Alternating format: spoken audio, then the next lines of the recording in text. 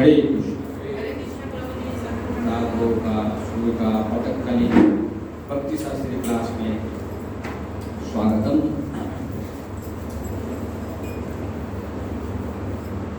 कल का भारी दिन था, चला गया। आप लोग शायद भारी दिन नहीं, बहुत अच्छा दिन था, बहुत अच्छा दर्शन हुआ। बहुत थक गए होंगे। आने का मन नहीं कर रहा था। तो आज हम लोग चौथा अध्याय चालू करने जा रहे हैं। श्लोक नंबर 1 से श्लोक नंबर 15, उनमें से 5 श्लोकों का क्लोज बुक प्रश्न हम लोगों को मिलेंगे। 4.1, 4.8, 4.10, 4.12 and 4.30। ये 5 प्रश्न का उत्तर आप लोगों को मिल जाएगा। तो हम लोग आगे बढ़ेंगे और इसी अध्याय में आप लोगों को श्लोक याद करना भी है। 3 या 4 श्लोक शायद है, 4 श्लोक। तो इस अध्याय से आप 4 श्लोक याद कर पाएंगे। ये है श्लोक नंबर 2, श्लोक नंबर 8, श्लोक नंबर 9, श्लोक नंबर 34। ये जो 4 श्लोक आपको इस अध्याय से याद करना पड़ेगा। तो ये आपका 14 नंबर पेज में दिया हुआ है। 4 श्लोक का याद, 2 नंबर, 8 नंबर, 9 नंबर और 34 नंबर। और फिर आप क्लोज बुक प्रश्न का जो है वो आपको मिलेगा पेज नंबर 29। पेज नंबर 29 में आप लोगों का आज का जो अध्याय का 5 प्रश्न का उत्तर आप लोगों को मिलता रहेगा। अगर ध्यानपूर्वक अगर आगे बढ़ेंगे तो 5 श्लोकों का उत्तर आप क्लास में ही कंप्लीट कर सकते हैं। एक्चुअली ये जो स्कूल का पठन होना चाहिए ऐसा कि पढ़ाई होगा और उसका प्रश्न का उत्तर क्लास में मिल जाए। तो ये ओरिजिनल स्कूल का सिस्टम है, पहले ज़माने में गुरुकुल का सिस्टम। तो आजकल जो ट्यूशन वाला जो है वो एक तरह से बोला जाए कि टीचर स्कूल में लापरवाही करता है। ओरिजिनली स्कूल का ही मतलब है स्कूल में ऐसा पढ़ाई हो जाएगा कि उसको ट्यूशन लेने का जरूरत नहीं है। वो बेसिक वो ओरिजिनल क्लास का सिस्टम, क्योंकि क्लास में जो पढ़ लेंगे वही पढ़ लिया, समझ लिया, उत्तर हो गया, निकल गया, फिर अगला अध्याय में दूसरा चालू करेंगे। लेकिन वर्तमान स्थिति ऐसा है कि क्लास में कोई शिक्षक पढ़ाता ही नहीं है और वो बोलता है कि मैं तुमको अलग से पढ़वाऊँगा। और अलग से पढ़ने का मतलब ही ये है, एक तरह से देखा जाए धोखा देना। क्योंकि जो वास्तविक में जो सिस्टम का मुताबिक उसको स्कूल और कॉलेज में वो जो क्लास में उसी में ही सब पढ़ा देना चाहिए। लेकिन वहाँ पर टीचर क्या नहीं पढ़ाता और बोलता है कि मुझे अलग से मेरे ट्यूशन में उधर तुमको अच्छी तरह से समझाऊंगा। तो ये जो वास्तविक ये जो हो रहा है ये कर्म का बंधन में नहीं।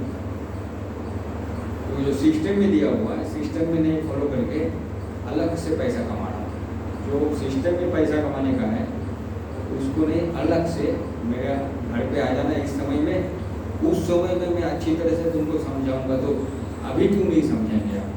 क्लासरूम में अच्छी तरह से समझाइए। क्लासरूम में अच्छी तरह से अगर समझेंगे तो अलग से पैसा कैसे कमाएंगे। तो वो जो सिस्टम था वो अभी वर्तमान समाज में है चेंज हो गया। मतलब अलग से पढ़ाना मतलब ही कर्म बंधन का कारण। तो क्लास में पढ़ा के ऐसा पढ़ा देगा कि उसी का प्रश्न का उत्तर मिल जाएगा, छुट्टी, फिर अगला क्लास में दूसरा पढ़ाना होगा, तो उसको फिर घर में जाके अलग से ट्यूशन नहीं करना। Original system, school college original जो सिस्टम, लेकिन ये लोग आजकल वर्तमान स्थिति बदल गया। तो श्री भगवान उवाच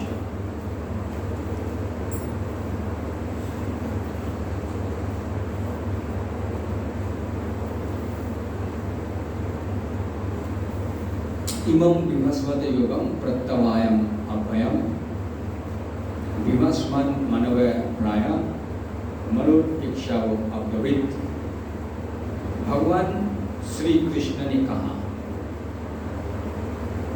मैंने ये इस अमर योग विद्या का उपदेश सूर्यदेव विभासमान को दिया, और विभासमान ने मनुष्य के पिता मनु को उपदेश दिया, और मनु ने उसका उपदेश इक्ष्वाकु को दिया। तो अर्जुन को बता रहा। तो पहला प्रश्न क्या है? 4 नंबर है, जोर से बोलिए। प्राय कितने साल पहले भगवान ने विवस्वान को गीता का ज्ञान दिया था? प्राय कितने साल पहले विवस्वान को भगवान ने गीता का ज्ञान दिया था? इसका मतलब ये अर्जुन को जो ज्ञान दे रहा है ये पहली बार नहीं दे रहा, इसका पहले भी दे चुका है। हरे कृष्ण प्रभु, इसमें तो साल नहीं लिखा हुआ, इसमें अभी आगे तो पढ़ने दीजिए। ओ अच्छा अच्छा। आगे अगर नहीं पढ़ेंगे तो कैसे पता चलेगा? तो इतना साल पहले और ये मनी सूर्य देवता इच्छाकु ये सब का नाम आ जाएगा ना। देखिए पहला क्वेश्चन का आंसर इसमें तो आ जाएगा, खाली साल और पता नहीं चला। यहाँ पर हमें भगवत गीता के इतिहास प्राप्त होता है। इतिहास ये कोई काल्पनिक नहीं है, इतिहास होता है, काल्पनिक नहीं। इतिहास मतलब ये घटना हो चुका है, इतिहास है इसे। काल्पनिक जो बोलते हैं आजकल, काल्पनिक नहीं, अपना मन से नहीं निकला, ये घटना हो चुका है। ये अत्यंत प्राचीन बताया गया है, जब इसे सूर्यलोक इत्यादि संपूर्ण लोकों के राजा को प्रदान किया गया था। समस्त लोकों के राजा विशेष रूप से निवासियों की रक्षा के निमित्त होते हैं। राजा क्या होता है? निवासियों का रक्षा करता है, इसीलिए वो राजा बनता है। वो राजा का पोस्ट ऐसा भोग करने के लिए नहीं, वो पोस्ट ही मतलब रक्षा करेगा। अतः राजन्य वर्ग को भगवत गीता के विद्या को समझना चाहिए, जिससे वो नागरिक को प्रजा पर शासन कर सके और उन्हें काम रूपी भवबंधन से बचा सके। तो राजा को ये भगवत गीता पहले सिखाया था, ताकि हम लोग भोग कर रहे हैं, भौतिक जगत में कर्म बंधन फंस गया। तो राजा क्या है? पूरा राज्य का हेड, वो खुद कर्म बंधन के बारे में पता चलेगा, वो भी ऐसा सिस्टम बनाएगा कि जनता भी इस कर्म बंधन से मुक्त हो जाएगा। तो इसलिए एक व्यक्ति शिक्षा मिला मतलब पूरा लोगों को शिक्षा दे पाएगा। इसलिए ये ज्ञान पहले राजा को दिया जाता। मानव जीवन का उद्देश्य भगवान के साथ अपने शाश्वत संबंध के आध्यात्मिक ज्ञान का विकास है।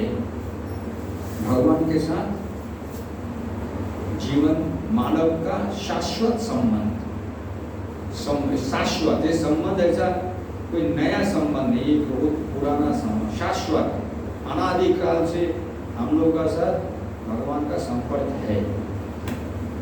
लेकिन ये ज्ञान अभी हम लोगों का लुप्त हो चुका।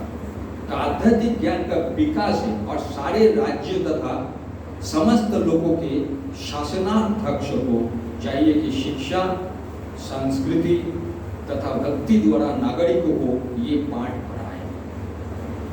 ये राजा का काम है, सभी नागरिकों को ये पाठ पढ़ाए। क्या? ये ज्ञान का कौन सा ज्ञान? मेरे साथ भगवान का शाश्वत संबंध है। ऐसा नहीं कि नया, ये पुराना संपर्क है, वो हम लोग भूल चुके।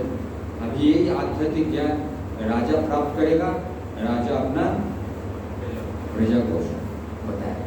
ये पाठ पढ़ाना चाहिए नागरिकों को। दूसरे शब्द में सारे राज्य के शासनाध्यक्ष कृष्ण भावनामृत विद्या का प्रचार करने के लिए होते हैं, जिससे जनता इस महाविद्या का लाभ उठा सके और मनुष्य जीवन के अवसर का लाभ उठाते हुए सफल मार्ग का अनुसरण कर सके। इसीलिए राजा पहले शिक्षा प्राप्त करेगा, महाविद्या। इस मनवंतर में सूर्यदेव विभासमान कहलाता है, यानी सूर्य का राजा, जो सौरमंडल के अंतर्गत समस्त ग्रहों का उद्गम है। तो ये जो राजा है ये जो इस मनवंतर जो चल रहा है, मनवंतर अवतार, तो मनु का समय चल रहा है, 14 मनु आता है ब्रह्मा जी का एक दिन में। तो ब्रह्मा जी ने कहा, मैंने उन श्री भगवान गोविंद को पूजा करता हूँ जो आदि पुरुष है और जिनके आदेश से समस्त लोगों का राजा सूर्य प्रभुत्व शक्ति तथा उष्म धारण करता है। ये सूर्य भगवान के नेत्र तुल्य है और ये उनके आज्ञानुसार अपनी कक्षा का तय करता है। कृष्ण का आदेश पे सूर्य घूम रहा है। सूर्य क्यों घूम रहा है? हम लोग रोशनी देने के लिए। सूर्य नहीं रहेगा तो रोशनी रहेगा, रोशनी रहेगा तो कुछ भी काम नहीं होगा। सूर्य सभी लोगों का राजा है तथा सूर्य देव विभासमान उनका नाम है। सूर्य ग्रह पर शासन करता है, जो उष्मा तथा प्रकाश प्रदान करके अन्य समस्त लोगों को अपने नियंत्रण में रखता है। सूर्य कृष्ण के आदेश पर घूमता है और भगवान कृष्ण ने विभासमान को भगवद गीता का विद्या समझाने के लिए अपना पहला शिष्य चुना। अतः गीता किसी मामूली सांस्कृतिक विद्यार्थी के लिए कोई काल्पनिक भाष्य नहीं है, अपितु ज्ञान का मानक ग्रंथ है जो अनंत काल से चला आ रहा है। तो नया कुछ किताब नहीं है, ये अनंत काल से ये पठन हो रहा है। ये ऐसा नया कुछ किताब नहीं, अनंत काल से बहुत पुराना है। महाभारत में शांति पर्व में हम गीता का इतिहास रूप में जानते हैं। त्रेता युग के आदि में विभासमान ने परमेश्वर का संबंधी विज्ञान, ये विज्ञान क्या? परमेश्वर का संपर्क का उपदेश मनु को दिया और मनुष्य के जनक मनु ने इसे अपने पुत्र इक्ष्वाकु को दिया। इक्ष्वाकु इस पृथ्वी के शासक थे और उस रघुकुल के पूर्वज थे जिसमें भगवान श्री राम ने अवतरण लिया। इससे प्रमाणित होता है कि मानव समाज में महाराज इक्ष्वाकु के काल से ही भगवत गीता विद्यमान थी। इस समय कलियुग के केवल 5000 वर्ष व्यतीत हुए हैं, जबकि इसकी पूर्वा 4,32,000 वर्ष है पूर्णायु। इसके पूर्व द्वापर युग 8 लाख वर्ष था और इसके भी पूर्व त्रेता युग 12 लाख वर्ष था। इस प्रकार लगभग 20,05,000 वर्ष पूर्व मनु ने अपने शिष्य तथा पुत्र इक्ष्वाकु से, जो इस पृथ्वी का राजा थे, श्रीमद् भगवत गीता कही। कितना? 20 लाख साल पहले मनु ने इक्ष्वाकु की ये बात बताई। 20,05,000। वर्तमान मनु की आयु लगभग 30,53 करोड़ होगा। 30 करोड़ 53 लाख वर्ष अनुमानित की जाती है, जिसमें से 12 करोड़ 8 लाख वर्ष बीत चुके हैं। 4 लाख। तो ये देखिए इतना हिसाब दिया हुआ। ये मानते हुए कि मनु के जन्म के पूर्व भगवान ने अपने शिष्य सूर्यदेव विभासमान को गीता सुनाई, मोटा अनुमान यह है कि गीता कम से कम 12 करोड़ 4 लाख वर्ष पहले कहा गई है और मानव समाज में ये 20 लाख वर्ष से विद्यमान नहीं। ऐसे भगवान ने लगभग 5000 वर्ष पूर्व अर्जुन से पुनः कहा, फिर से 5000 साल पहले फिर से बताया। लेकिन कितना उम्र पुराना देखिए, इसका आपका पहला क्वेश्चन का उत्तर मिल जाएगा। गीता के अनुसार ही तथा इसके वक्ता भगवान कृष्ण के कथन के अनुसार ये गीता के इतिहास का मोटा अनुमान है। सूर्यदेव विवस्वान को इसलिए गीता सुनाई गई क्योंकि वो क्षत्रिय था और उन समस्त क्षत्रियों का जनक है जो सूर्यवंशी है। क्योंकि भगवत गीता वेदों के ही समान है, क्योंकि इसे भगवान ने कहा था, अतः ये ज्ञान अपौरुषीय है, मतलब कभी समाप्त नहीं होगा। क्योंकि वैदिक आदेशों का यथारूप में बिना किसी मानवीय विवेचना के स्वीकार किया जाता है, फलत गीता को भी किसी सांस्कृतिक विवेचना के बिना स्वीकार किया जाना चाहिए। सांसारिक तार्किक जन अपने अपने विधि से गीता के विषय में चिंतन कर सकते हैं, क्योंकि ये यथारूप भगवत गीता नहीं है। अतः भगवत गीता का गुरु परंपरा से यथारूप में ग्रहण करना चाहिए। यहाँ पर ये वर्णन हुआ कि भगवान ने किसी सूर्यदेव से कहा, सूर्यदेव ने अपना पुत्र मनु से और मनु ने अपने पुत्र इक्ष्वाकु से कहा। इसलिए भगवत गीता परंपरा में श्रवण करना चाहिए। और भगवत गीता पहले राजा को सुनाया गया, तो भगवत गीता कृष्ण राजा को क्यों सुनाया गया, उसके आंसर क्या होगा? प्रजा मतलब वो कर्मफल के प्रजा को निष्काम कर्म करेंगे। हाँ, तो यहाँ पर क्या बता रहे हैं इस तात्पर्य में, क्यों सिखाए, क्यों राजा को शिक्षा दे रहा है? ताकि वो अपनी पूरी प्रजा को अच्छे से नियंत्रित कर सके, प्रजा को अच्छा नियंत्रित, ज्ञान दे सके। तो प्रजा को क्यों शिक्षा देना चाहिए? प्रजा को शिक्षा क्यों देना चाहिए? ताकि वो सब कर्म फल के बंधन से मुक्त हो। वो प्रजा जो है कर्म बंधन में फंस चुका है, इंद्रिय तृप्ति वो हम लोग इस भौतिक जगत में फंस चुके हैं। और ये जो भगवद गीता का ज्ञान कौन सा ज्ञान है? ये शाश्वत ज्ञान, ये कोई नया, कोई ऐसा नहीं कि ये नया कुछ घटना, पौराणिक घटना कथा, और ये शाश्वत है,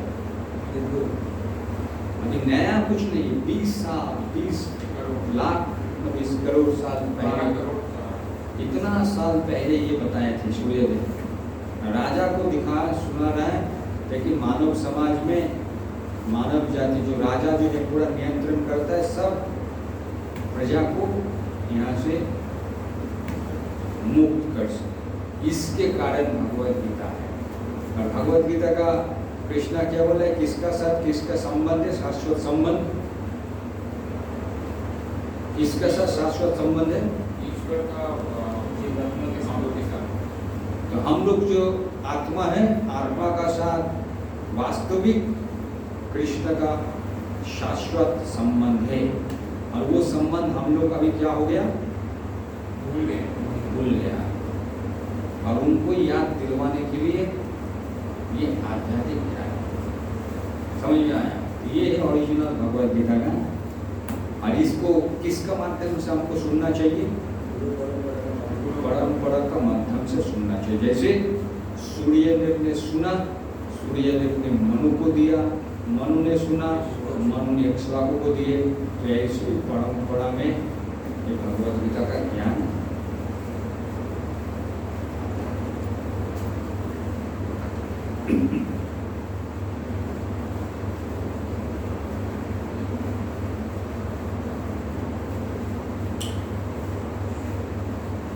तो ये 2 नंबर श्लोक भी हमको याद करना है। एवं परंपरा प्राप्तम इदं राजर्षि विदु सा कलिनः महता युगा नष्टा परंतपा। मेरे साथ साथ बोलिए, एवं परंपरा प्राप्तम इदं राजर्षि इमं राजर्षि विदु सा कलिनः महता योगा नष्टा परंतपा। एवं परंपरा प्राप्तम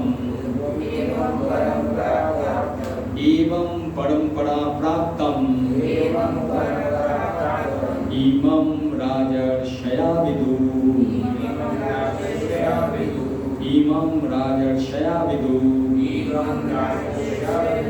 इमं राजर्षया विदु इमं राजर्षया विदु शाकलेनः महता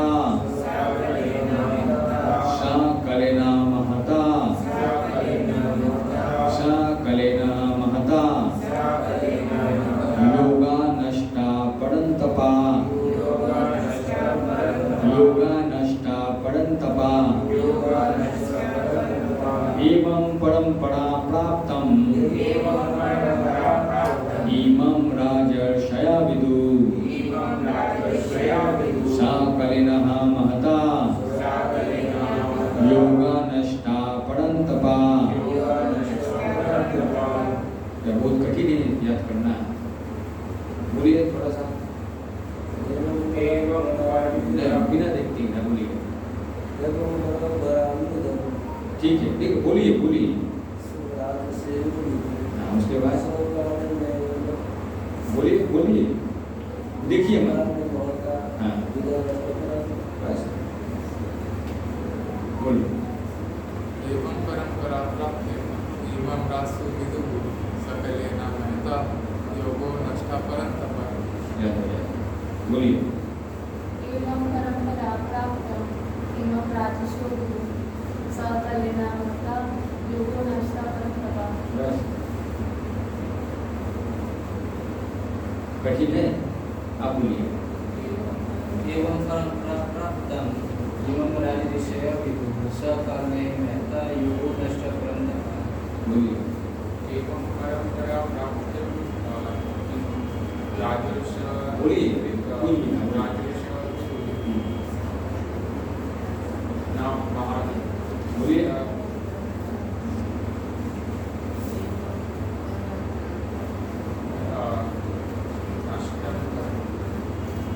आप बोलिए पीछे।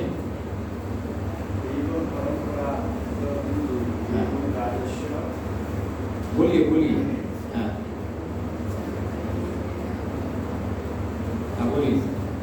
एवं परंपरा एवं राजर्षि शाकलेन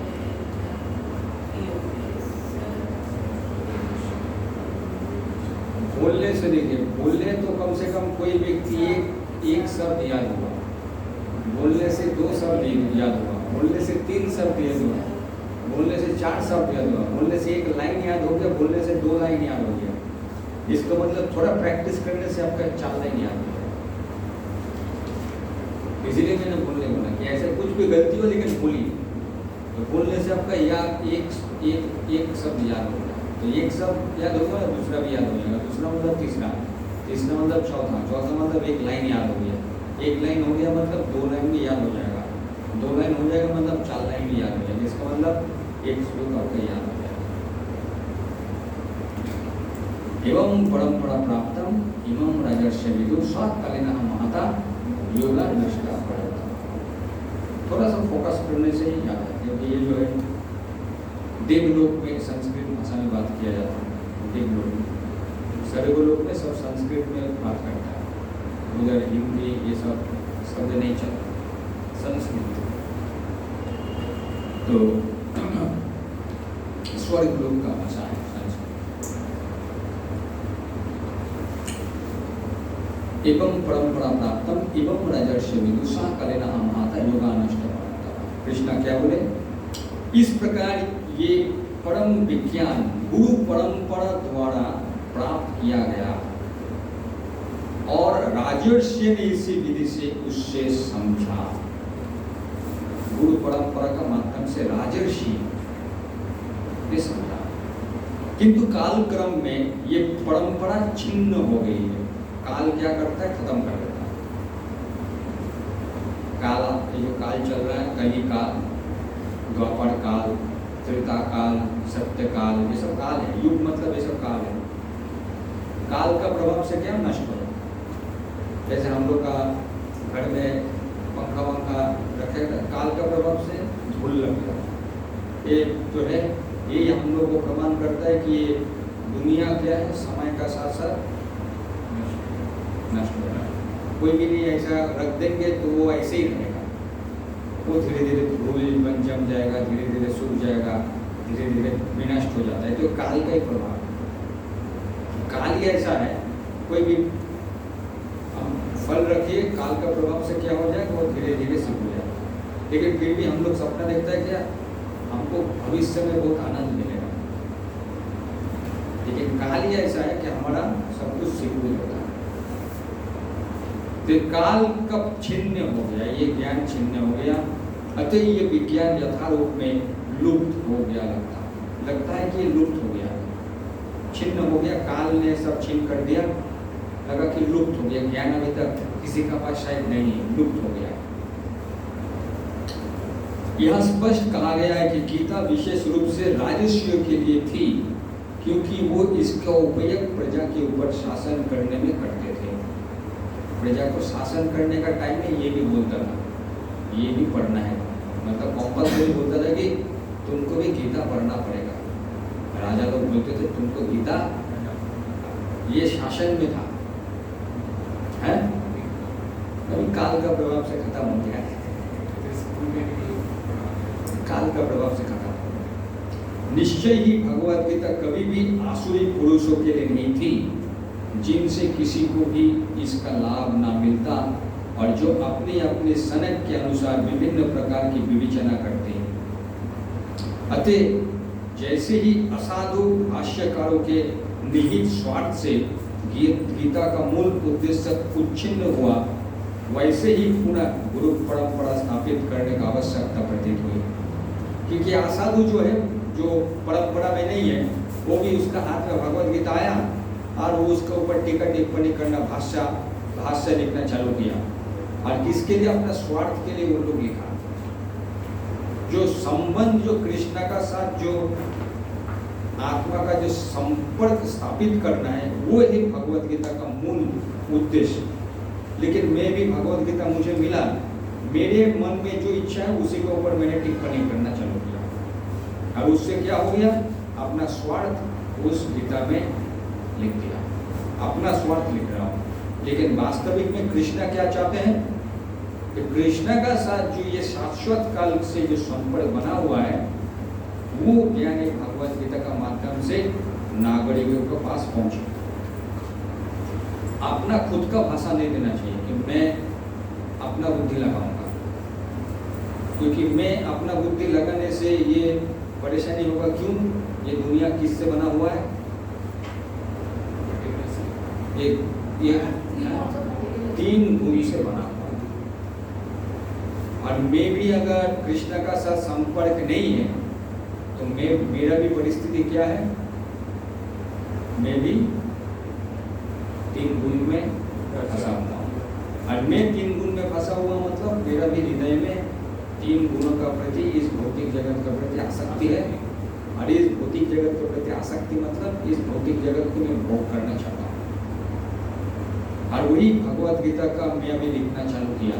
मेरे अंदर में इस भौतिक जगत को भोग करने की इच्छा है, और मैं अगर भगवत गीता के ऊपर मैं भाष्य लिखूंगा तो उसका लेखन क्या होगा, उसका तात्पर्य मैं क्या लिखूंगा?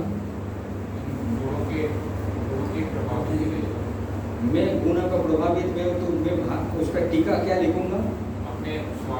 अपने स्वार्थ के लिख रहा हूँ, मतलब मैं भी भोग कर रहा हूँ और तुम लोग भी इस भौतिक जगत में गर्भबंधन में मैं भी तो फंसा हुआ हूँ, तुम लोग भी फंसे हो।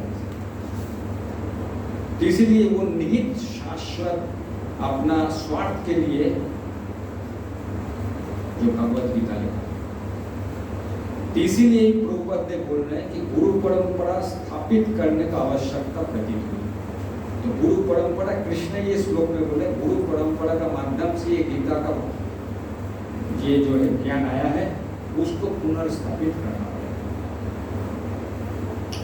5000 वर्ष पूर्व भगवान ने स्वयं देखा कि गुरु परंपरा टूट चुकी है। अतः उन्होंने घोषित किया कि गीता के उपदेश नष्ट हो चुका है।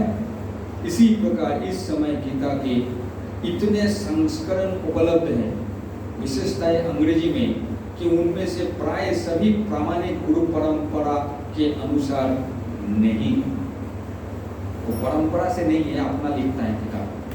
विभिन्न सांसारिक विद्वानों ने गीता की असंख्य टीकाएं की है, किंतु वे प्राय सभी कृष्ण को स्वीकार नहीं करते, यद्यपि वो कृष्ण के नाम पर अच्छा व्यापार चलाते हैं, लोगों को धोखा दे रहा है। ये आसुरी प्रवृत्ति है, क्योंकि आसुरगण ईश्वर में विश्वास नहीं करते, वो केवल परमेश्वर के गुणों का लाभ उठाते हैं। अतः अंग्रेजी में गीता के एक संस्करण के नितांत आवश्यकता थी, जो परंपरा, गुरु परंपरा से प्राप्त हो। प्रस्तुत प्रयास इसी आवश्यकता की पूर्ति के उद्देश्य से किया गया है। तो अभी प्रभुपाद अपना मन का भाव रखा है कि किस लिए उनको भी भगवत गीता का अंग्रेजी में संस्करण करना पड़ा, क्योंकि बाकी जो समाज में जो था भगवत गीता, वो सब अपना इच्छा से लिखा हुआ है, और वो व्यक्ति जो लिखा वो खुद कर्म बंधन में फंसा हुआ है, बाकी लोग तो ऐसे कर्म बंधन में फंसेगा ही फंसेगा। तो ये जो जरूरत था, इसीलिए प्रभुपाद जी ने भगवत गीता अंग्रेजी में संस्करण किया। अभी कोई बोलेगा भाई भगवत गीता प्रभुपाद ने क्यों लिखा, इसका कारण यहाँ पर ये भावधारा है, ये प्रभुपाद का मूड है, ये प्रभुपाद का मूड लिख रहे, इसको बोलते हैं मूड एंड मिशन। अगर कोई जो ओपन बुक में रहेगा कि प्रभुपाद का मूड क्या है, प्रभुपाद ने भगवत गीता क्यों लिखा, उनका भावधारा क्या, उनका मूड क्या, इसलिए भगवत गीता अंग्रेजी में लिख रहा है। गुरु परंपरा को स्थापित करने के लिए, गुरु परंपरा को स्थापित करने के लिए प्रभुपाद ने क्यों गुरु परंपरा को फोकस कर रहे हैं, क्योंकि जो बाकी अंग्रेजी ये श्लोक में क्या लिखा है, गुरु परंपरा के ऊपर प्रभुपाद ने क्यों फोकस किया। परंपरा टूट गया, कौन बोला, कृष्ण बोल रहा है, कृष्ण बोल रहे हैं परंपरा टूट गया है, कि दूसरे व्यक्ति नहीं बोल रहा, कृष्ण खुद से बोल रहे हैं कि परंपरा टूट गया, तो बाकी का तो भूल ही नहीं, स्वयं कृष्ण बोल रहे हैं परंपरा टूट गया है।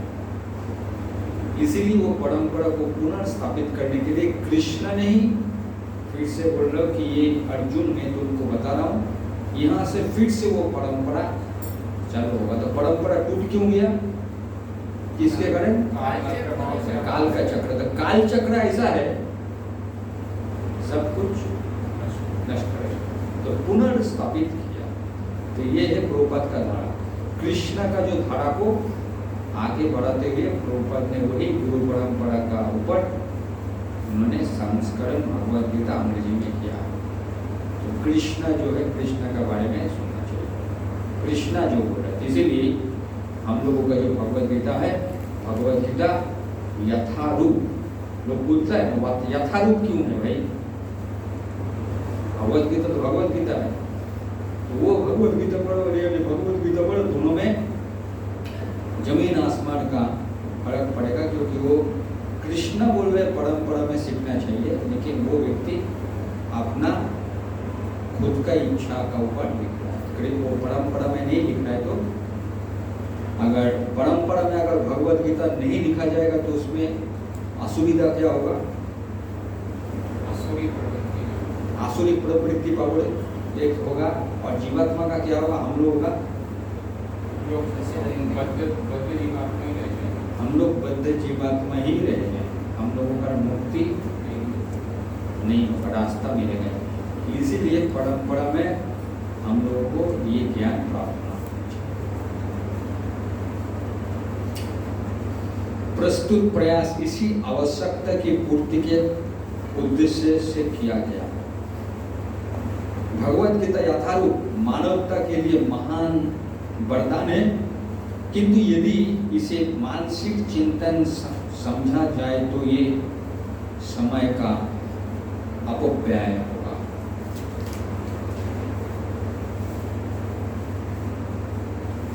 तीन नंबर में क्या बोल रहे हैं, सा एवं माया तत्व योग प्रत्ता पुरातना। ये योगा जो है बहुत पुरातन योग, भक्त सीमे सखा चेति रहस्यम ही एतद उत्तमम। ये भी एक तो प्रश्न है ना क्लोज बुक में, नहीं है 4 नंबर है। तो कृष्णा भी बोल रहे अर्जुन को, आज मेरे द्वारा वही ये प्राचीन योग, योगा प्रता पुरातना, बहुत प्राचीन योग है, कोई नया योग नहीं है।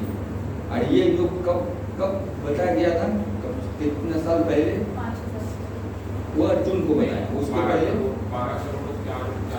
12 करोड़ उतना साल पहले बता चुका। मतलब ये नया कुछ कहानी नहीं है कि 5000 साल पहले बताया। ये जो प्राचीन योग है, शाश्वत जीवात्मा और कृष्ण का साथ ये योग, ये बहुत पुराना प्राचीन है। और वो प्राचीन योग यानी परमेश्वर के साथ अपने संबंध का विज्ञान सीधा बता रहे हैं। परमेश्वर के साथ अपने संबंध का विज्ञान तुमसे कहा जा रहा है, क्योंकि तुम मेरे भक्त तथा मित्र है। भक्त सी में सखा से 3, क्योंकि तुम मेरा भक्त है, तुम मेरा मित्र है, अतः तुम इस विज्ञान के दिव्य रहस्यम ही एतम उत्तमम। ये है रहस्य, ये भगवत गीता का ज्ञान क्या है? एक रहस्य है, ऐसा कोई आलतू फालतू चीज, रहस्य है, एक रहस्य, मिस्ट्री जिसको बोलता है, इंग्लिश में लिखा रहेगा मिस्ट्री, ये रहस्य है। दुनिया में रहस्य के लिए हम लोग बहुत कुछ देखते हैं, ये रहस्य वास्तविक रहस्य क्या है? ऐसे विज्ञान के मेरे साथ परमेश्वर का साथ एक संबंध का विज्ञान, इसको बोलते रहस्य। ये ओरिजिनल रहस्य, ये भौतिक जगत का रहस्य नहीं, यहाँ से निकालने का रहस्य। और ये दिव्य रहस्य समझ सकता है तो कितना चीज निकल रहा है। ये प्राचीन योग है 1 नंबर, और ये योग क्या? परमेश्वर का साथ अपना संबंध का जो विज्ञान वो स्थापित करते हैं 2। उसके बाद मैं तुमको बता रहा हूं क्यों? 3 नंबर, तुम मेरे भक्त और मेरे सखा हो, 3। और चौथा क्या है? ये जो दिव्य ज्ञान एक रहस्य है, ये जैसे तैसे करके लोगों को समझ में नहीं आएगा, रहस्य है। किसको समझ में आएगा? जो कृष्ण का भक्त बनेंगे और कृष्ण का दोस्त बनेंगे, उनको ही ये रहस्य समझ पाएगा। बाकी ये रहस्य कितना भी प्रयास करे उसका दिमाग में घुसेगा ही नहीं, क्योंकि उसका कृष्ण का प्रति श्रद्धा नहीं। तो ये रहस्य वो व्यक्ति को समझ में नहीं आएगा, इसीलिए इसको बोलते हैं रहस्य, मिस्ट्री। मनुष्य को 2 श्रेणियां हैं, भक्त तथा असुर। भगवान ने अर्जुन को इस विद्या का प्राप्त इसलिए चुना क्योंकि उनका भक्त था। तो ये तो भगवत गीता का ज्ञान तो दुर्योधन को भी दे सकते थे। दुर्योधन और तुमको मैं ये भगवत गीता का ज्ञान रहस्य तुमको समझाऊंगा, किंतु दुर्योधन को क्यों नहीं सुनाया? क्योंकि दुर्योधन जो है वो कृष्ण का भक्त ना मित्र था। किंतु असुर के लिए इस परम गुह्य विद्या को समझ पाना संभव नहीं है। कौन सा विद्या? ये गुह्य विद्या क्या है? परमात्मा से परमात्मा और स्पेसिफिक किसका साथ किसका संबंध? जीवात्मा का साथ किसका संबंध? कृष्ण का संबंध। परमात्मा व्यक्ति वर्ड जो है परमात्मा का साथ आत्मा का संपर्क, मतलब एक उसका क्लियरिटी नहीं है। कृष्ण का साथ आत्मा का संपर्क, तो ये है गुह्य विद्या, ये रहस्य है, सभी लोगों को समझ में नहीं आएगा। इस परम ज्ञान ग्रंथ के अनेक संस्करण उपलब्ध है। अभी कृष्ण प्रभुपाद जी ने फिर अपना मूड देखिए यहाँ पर उतारेगा। इनमें से कुछ भक्त को टीकाएं है और कुछ असुरों की। मार्केट में बहुत भगवत गीता का है संस्करण, कुछ भक्त ने टीका किया, कुछ असुर लोगों ने टीका किया। जो टीकाएं भगवत द्वारा की गई है वो वास्तविक है किंतु जो असुरों द्वारा की गई है वो व्यर्थ है। अर्जुन श्री कृष्ण को भगवान के रूप में मानता है, अतः जो गीता भाष्य अर्जुन के पद चिन्ह का अनुसरण करते हुए किया गया है वो इस परम विद्या का पक्ष में वास्तविक सेवा है। ये प्रभुपाद जी अपना मूड लिख रहा है, किंतु असुर भगवान कृष्ण को इस रूप में नहीं मानते, कृष्ण को मानना ही नहीं चाहता है।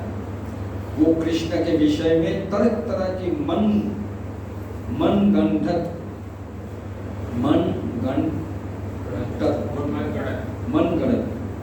बातें करते हैं और वो कृष्ण के उपदेश मार्ग से सामान्य जनता को गुमराह करते रहते हैं।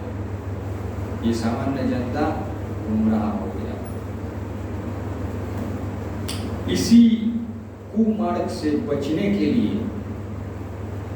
एक चेतावनी है। मनुष्य को चाहिए कि अर्जुन की परंपरा का अनुसरण करे और श्रीमद् भगवत गीता के इस परम विज्ञान से लाभान्वित हो। इसीलिए दो तरह का व्यक्ति है, भक्त है, असुरिक प्रवृत्ति। असुरिक प्रवृत्ति मतलब इस भौतिक जगत में आसक्त हो गया, देहात्म बुद्धि हो गया और ये भौतिक जगत से वो व्यक्ति छूटना नहीं चाहता, भोग करना चाहता। इसका मतलब वो भगवत गीता का जो टिप्पणी देगा वो खुद मुक्त नहीं है, तो जीवात्मा को, सामान्य जनता को वो क्या कर देगा, पूरा गुमराह कर देगा और सामान्य जनता भी बंधन में फंस गया। इसीलिए चेतन और चेतावनी है हम लोग को परंपरा, कृष्ण ने बोला है कि परंपरा से सीखो ताकि मैं समझ पाऊंगा कि मैं वास्तविक में कृष्ण का साथ मेरा संबंध है, शाश्वत संबंध है, सर कि ये नया संबंध है, जान के मैं यहाँ से छूट के यहाँ से निकल जाऊँ। कृष्ण ने इसलिए ज्ञान दिया था। अर्जुन अभी प्रश्न उनका मन में डाउट आ गया, डाउट। अपरम भवत जन्म परम जन्म विवस्वता कथा में दिजानियम तमेदाम प्रोक्तमानी थी। प्रश्न क्या है आपका क्लोज बुक का? आठ में है। अर्जुन ने कहा सूर्यदेव विभस्मन आपसे पहले ही हो चुके हैं, ज्येष्ठ है, तो फिर मैं कैसे समझूं कि प्रारंभ में भी आपने उन्हें इस विद्या का उपदेश दिया था? ये तो आपसे उम्र में बड़े हैं, ये तो बहुत पहले जन्म लिया और आपका साथ तो मैं आपको मेरे आंखों का सामने देख रहा हूँ। हम लोग तो एक ही समय में बड़ा हुआ, छोटे से बड़े हुए, और मैं कैसे समझूं कि ये जो ज्ञान, अब सूर्यदेव तो करोड़ों साल पहले जन्म लिया, तो उसको आप ये ज्ञान कैसे दिया, मुझे तो समझ में नहीं आ रहा है।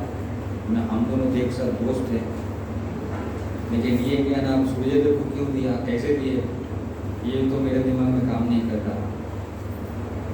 जब अर्जुन भगवान का माना हुआ भक्त है तो फिर उसे कृष्ण के वचनों पर विश्वास क्यों नहीं हो रहा था?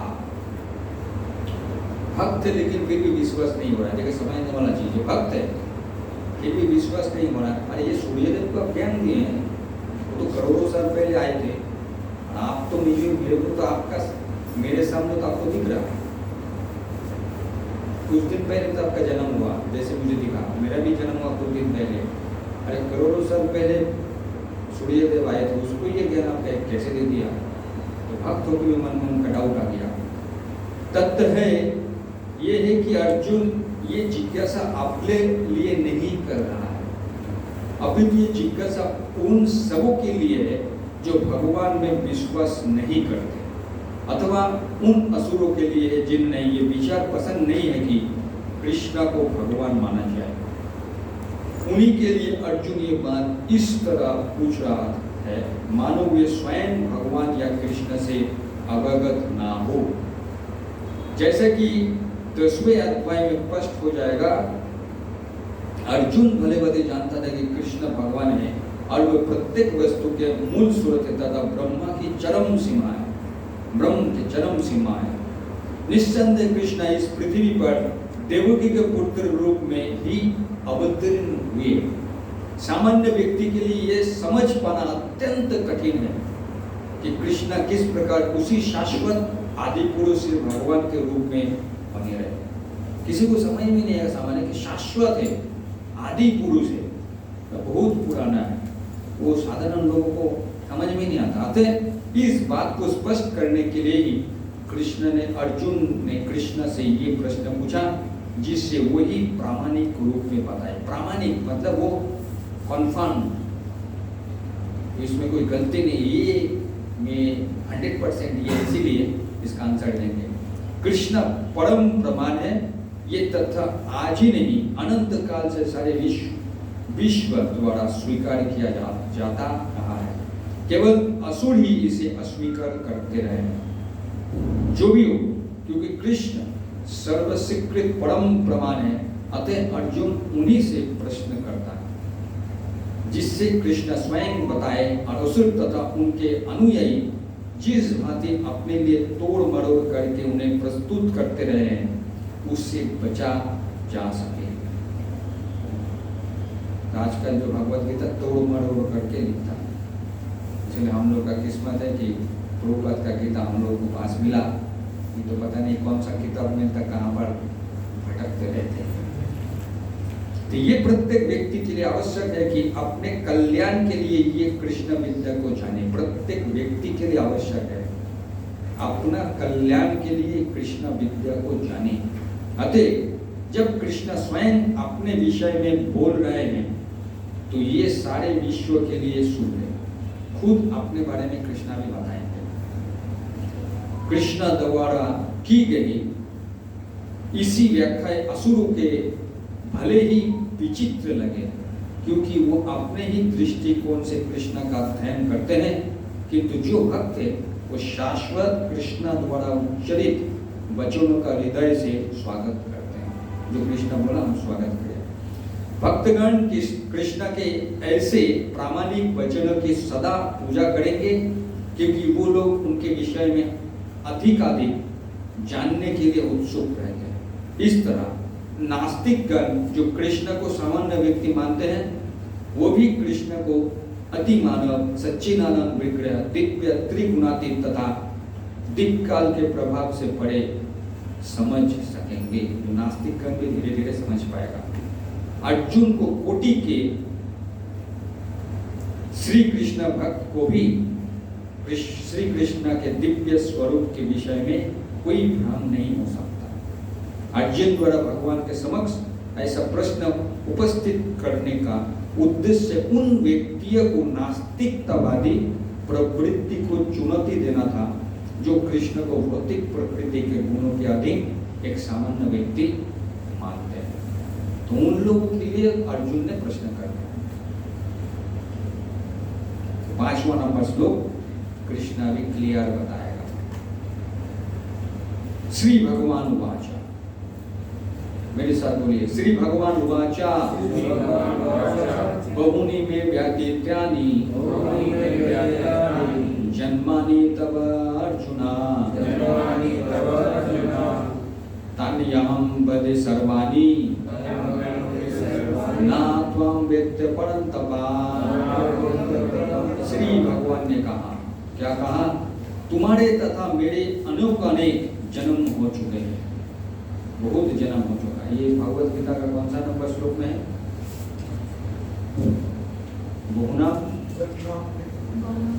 बहुनाम जन्मनाम ना 2 नंबर अध्याय का 11 नंबर श्लोक। तो हम लोग पिछले जन्म में भी थे, एक राजा लोग पिछले जन्म में थे, इस जन्म में हम लोग भी है, भविष्य में भी हम लोग हैं। तो अनेक जन्म हो चुके हैं तुम्हारा और मेरा। हे अर्जुन, मुझे तो उन सबका स्मरण है, किंतु हे परंतपा तुम्हें उनका स्मरण नहीं रह सकता। मुझे सब कुछ याद है, पिछले जन्म में कितना जन्म मेरा भी हो चुका है, तुम्हारे भी हो चुका है, लेकिन तुम सब भूल गए हो, लेकिन मुझे सब याद है। अभी कृष्ण को ये सब क्यों याद है, इतना जन्म का घटना? और आगे वाला है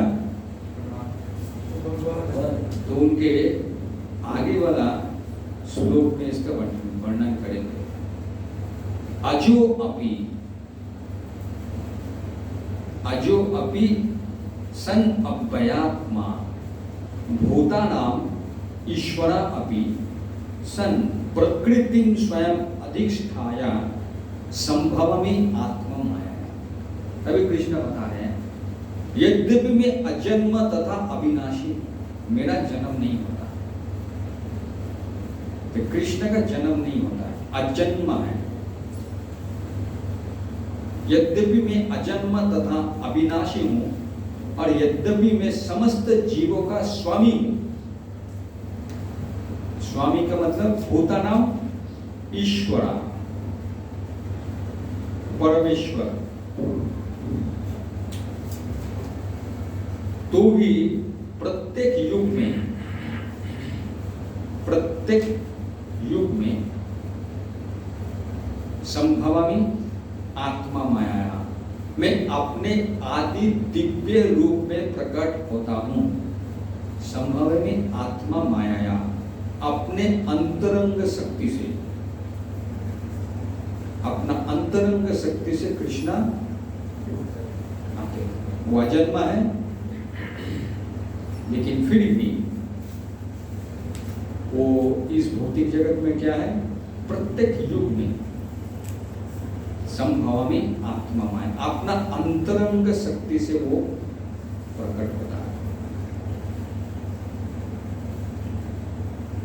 तो बताएंगे, भगवान ने अपने जन्म की विलक्षणता बतलाई है। यद्यपि वे सामान्य पुरुष की भांति प्रकट हो सकते हैं, किंतु उन्हें विगत अनेक जन्म की पूर्ण स्मृति बनी रहती है, जबकि सामान्य मनुष्य को कुछ ही घंटे पूर्व की घटना स्मरण नहीं रहती।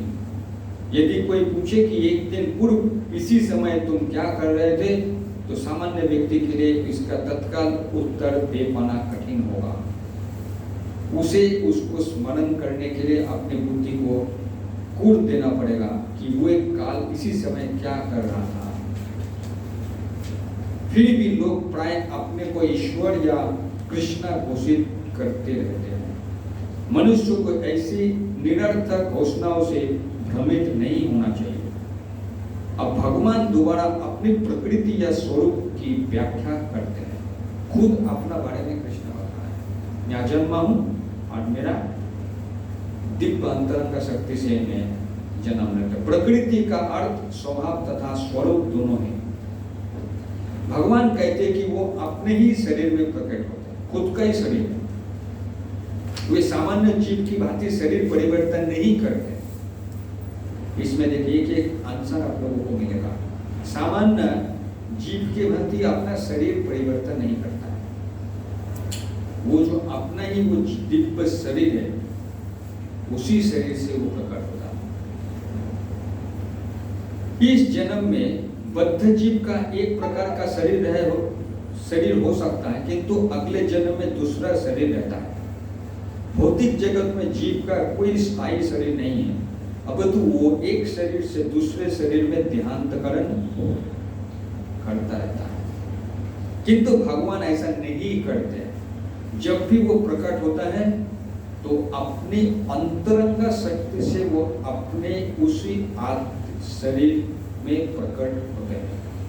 अंतरंग शरीर, एक हम लोगों का शरीर का और कृष्ण का शरीर का अंतर क्या? हम लोग का शरीर क्या बना, किससे बना हुआ है?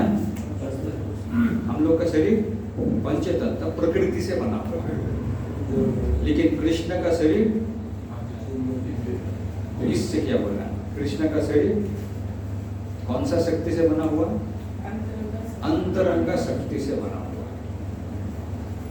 हम लोगों का शरीर प्रकृति का 3 गुणों से बना हुआ है। ये दोनों चीज का अंतर है।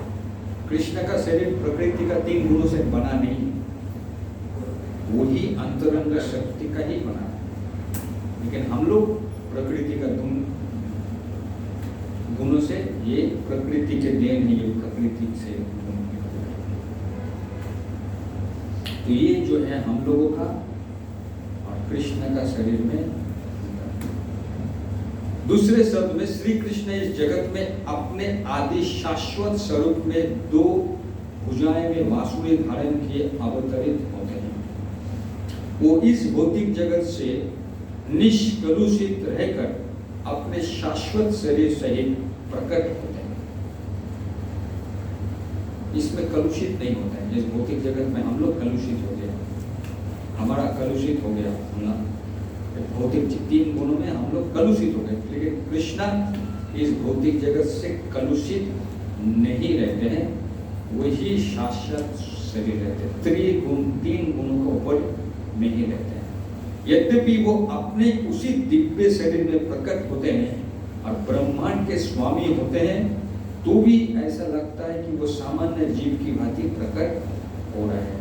यद्यपि उनका शरीर भौतिक शरीर की भांति क्षीण नहीं होता, फिर भी ऐसा प्रतीत होता है कि भगवान कृष्णा बालपन से कुमारावस्था तथा कुमारावस्था से तरुण अवस्था प्राप्त करते हैं। किंतु आश्चर्य तो यह है कि वो कभी युव अवस्था से आगे नहीं बढ़ते, किशोर में ही खत्म हो जाता। 16 साल मतलब एंड, कृष्ण का 16 साल मतलब 16 साल फाइनल स्टेज, उसके बाद वो बुरा बनता ही नहीं। हम लोग का भौतिक जगत में शरीर बुरा हो जाता है, लेकिन कृष्णा वही 16 साल का लड़का, युवक तक उनका एंड, उनका जुआ एंड। कुरुक्षेत्र युद्ध के समय उनके अनेक पौत्र थे, या दूसरे शब्द में वो भौतिक गणना के अनुसार काफी वृद्ध थे। फिर भी वो 20-25 वर्ष के युवक जैसे लगते थे, जैसे लग रहा है 20-25 का जैसे युवक दिखता है, लेकिन है उम्र 16 का, लग रहा है 20-25 उम्र का लड़का, लेकिन उनका पौत्र भी है, ग्रैंड चिल्ड्रेन भी है। तो कुरुक्षेत्र का समय में उनका आयु कितना था? 125 साल।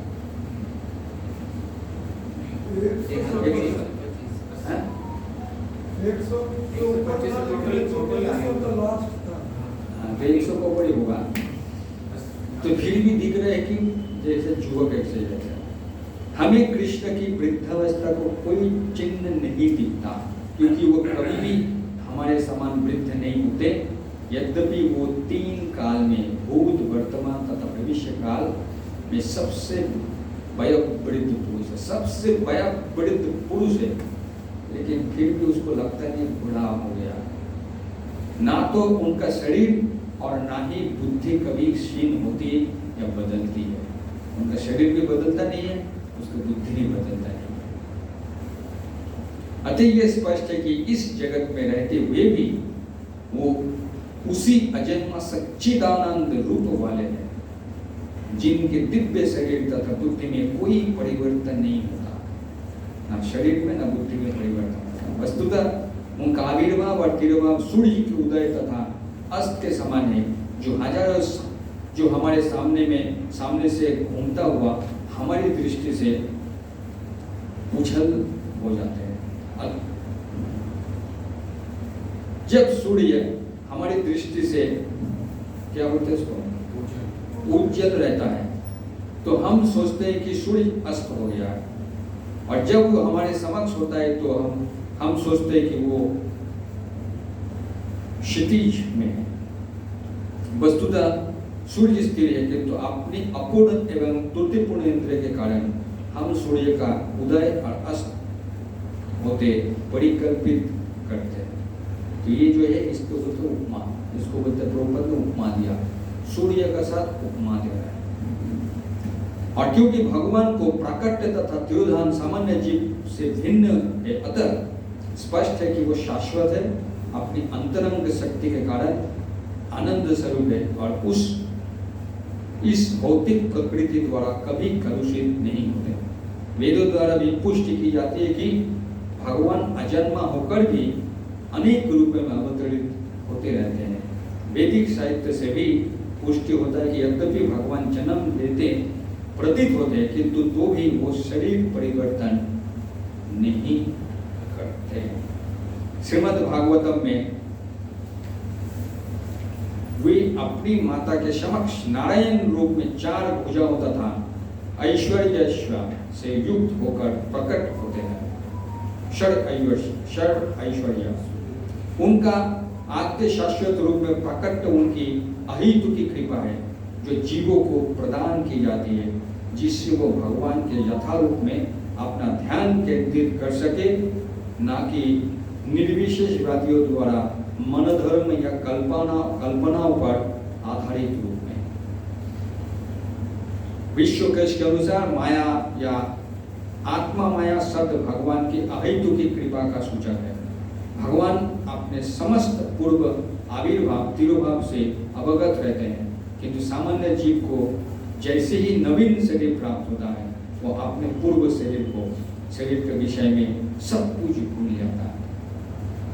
वे समस्त जीव के स्वामी है, क्योंकि इस धारा पर रहते हुए वो आश्चर्यजनक तथा अति मानवीय लीलाएं करते रहते हैं। अतः भगवान निरंतर वही परम सत्य रूप है और उनके स्वरूप तथा आत्मा में या उनके गुण तथा शरीर में कोई अंतर नहीं होता। जब ये प्रश्न किया जा सकता है कि इस संसार से भगवान क्यों आविर्भूत और तिरुभाव होते रहते हैं, अगले श्लोक में वो कह रहा है। तो भगवान का क्या शरीर क्या है? शरीर और बुद्धि। उनका शरीर और बुद्धि क्या है? हैं? कभी नष्ट नहीं होगा, एक दूसरा एक ही जैसा रहता है, अंतरंग शक्ति। और वो इस भौतिक जगत में आने का बाद भी इस भौतिक जगत से क्या नहीं होता है? तीन गुणों से वो कलुषित नहीं होता। इसीलिए वही उनका रूप दिव्य रूप है, उनका वही रूप दिव्य है, उनका बुद्धि दिव्य है, उनका बातें दिव्य है, वो व्यक्ति दिव्य है। इसलिए उनके साथ अगर हम लोग संपर्क बनाएंगे, हम लोग को हम लोग का दिव्य चेतना हम लोग आ जाएगा। इसीलिए हम लोग कृष्ण का शरण में आए हैं। और भगवान क्यों आविर्भाव और तिरुभाव होते हैं? यदा यदा हि धर्मस्य ग्लानिर्भवति भारत अभ्युत्थानम् अधर्मस्य तदात्मानं सृजाम्यहम्। हे भरतवंशी, जब भी और जहां भी धर्म का पतन होता है और अधर्म की प्राधान्यता होने लगती, बहुत अधर्म बढ़ गया उस जगह पे, तब मैं अवतार लेता हूं, उस जगह पे मैं आता हूं। क्योंकि धर्म कौन बनाया? धर्म कृष्ण ने बनाया। और कौन व्यक्ति जो है धर्म का पालन नहीं करता है?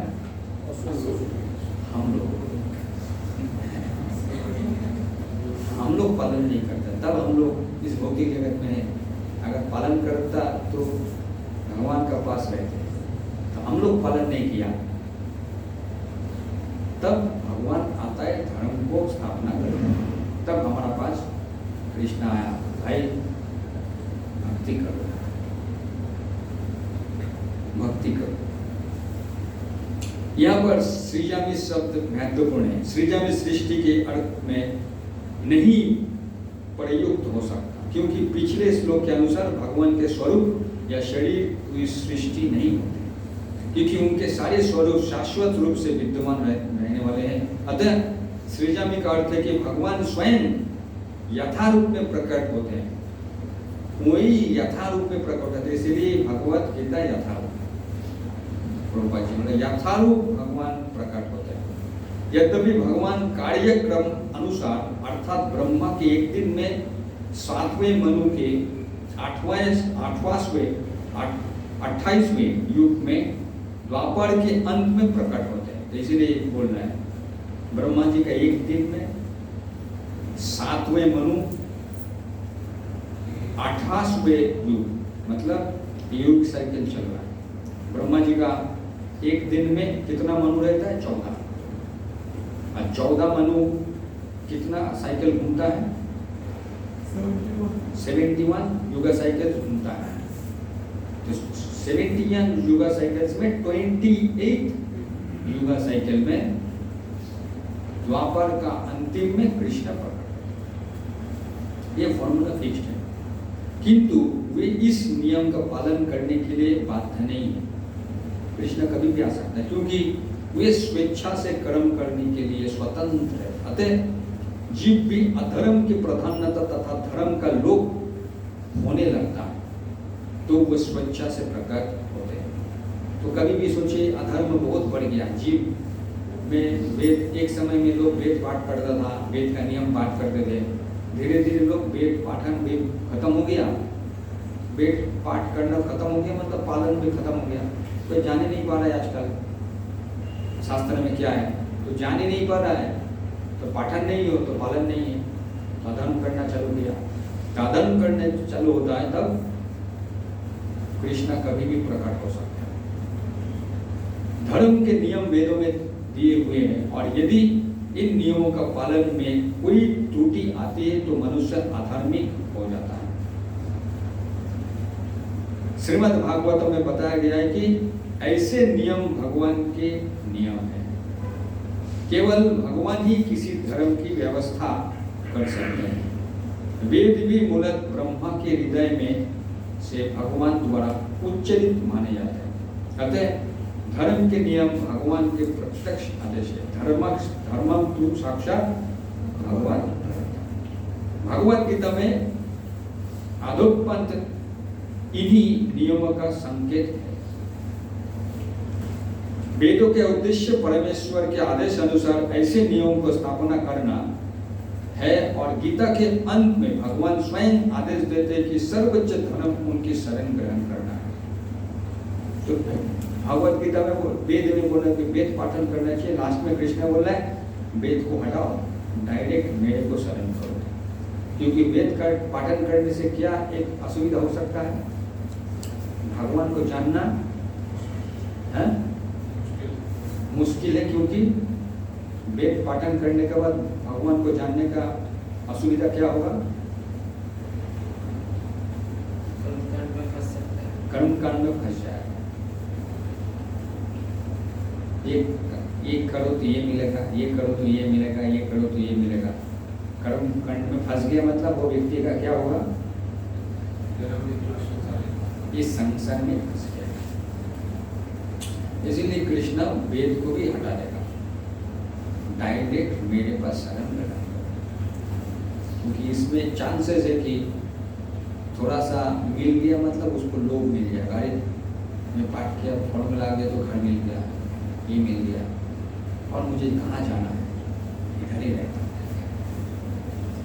इसीलिए भगवद गीता में 2 नंबर अध्याय में बोला, इस पुष्पित वाक्य में, वेदों का पुष्पित वाक्य में आके लोग इसमें फंस जाता है और सोचता है कि मुझे अच्छा कुल में जन्म, अच्छा खान पीन रहन सहन इसे में मुझे मिल रहा है, तो यही मेरा जिंदगी है, तो इससे आगे मुझे क्यों जाना है।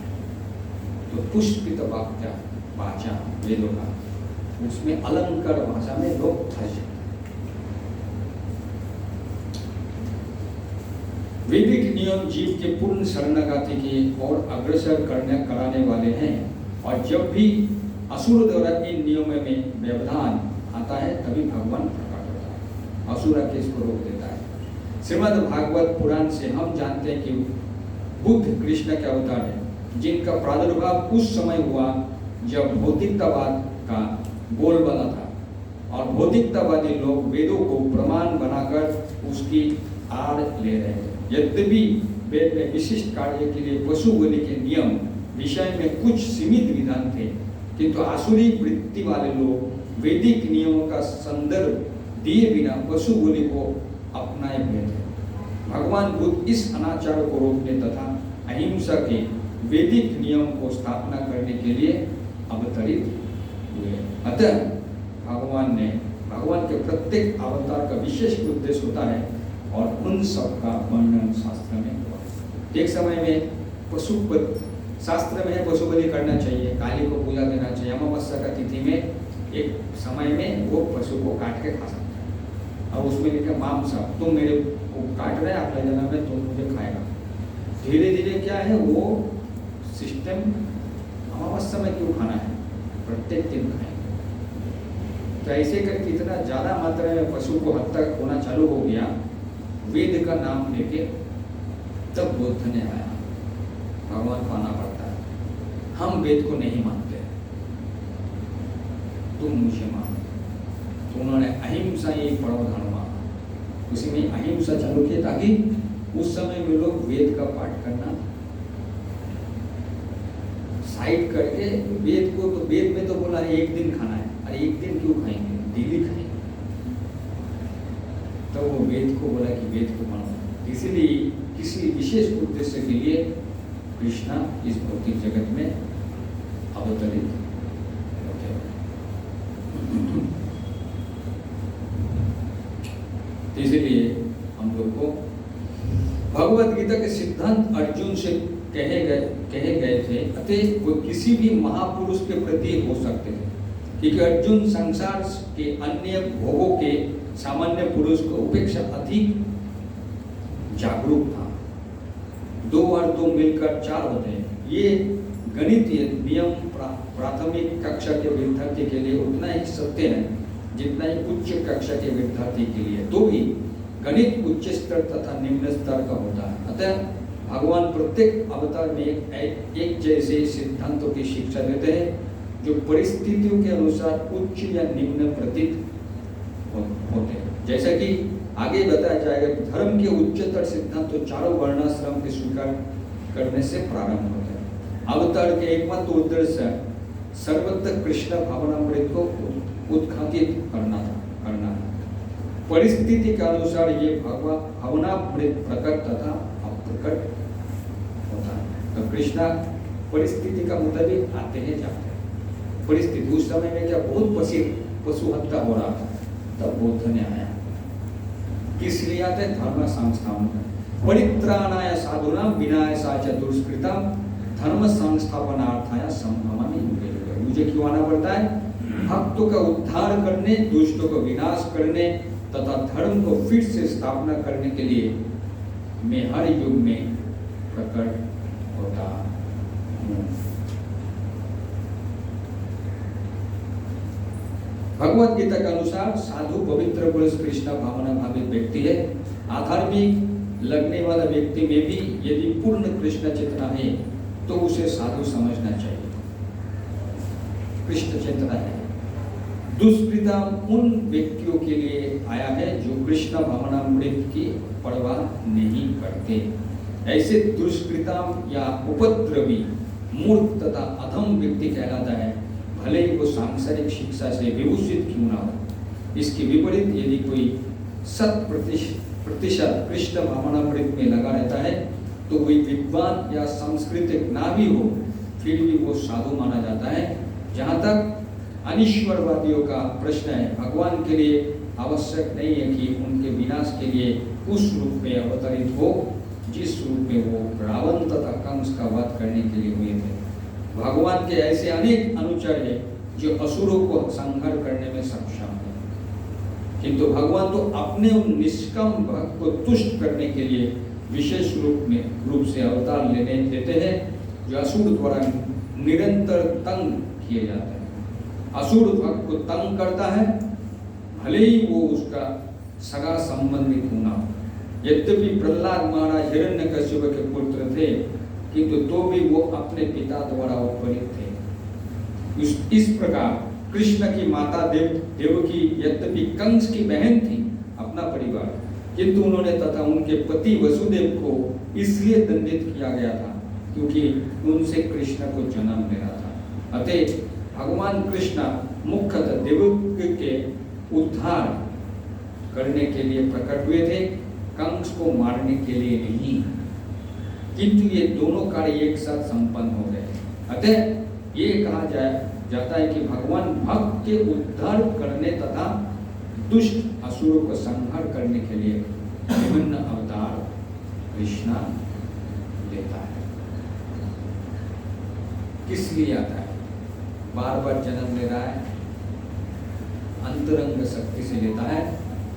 ये कारण, 2 कारण दिखाया। और उसके बाद 9वां नंबर सुनो। जन्म कर्म चामे दिव्यम एवं यो व्यक्ति तत्वता त्यक्त देहम पुनर्जन्म नेति मामेति अर्जुना। ये भी प्रश्न है ना, क्लोज आपका प्रश्न क्या था? 6 प्रकार के अवतारों में 6 प्रकार है। 6 प्रकार का अवतार 6 प्रकार का अवतार।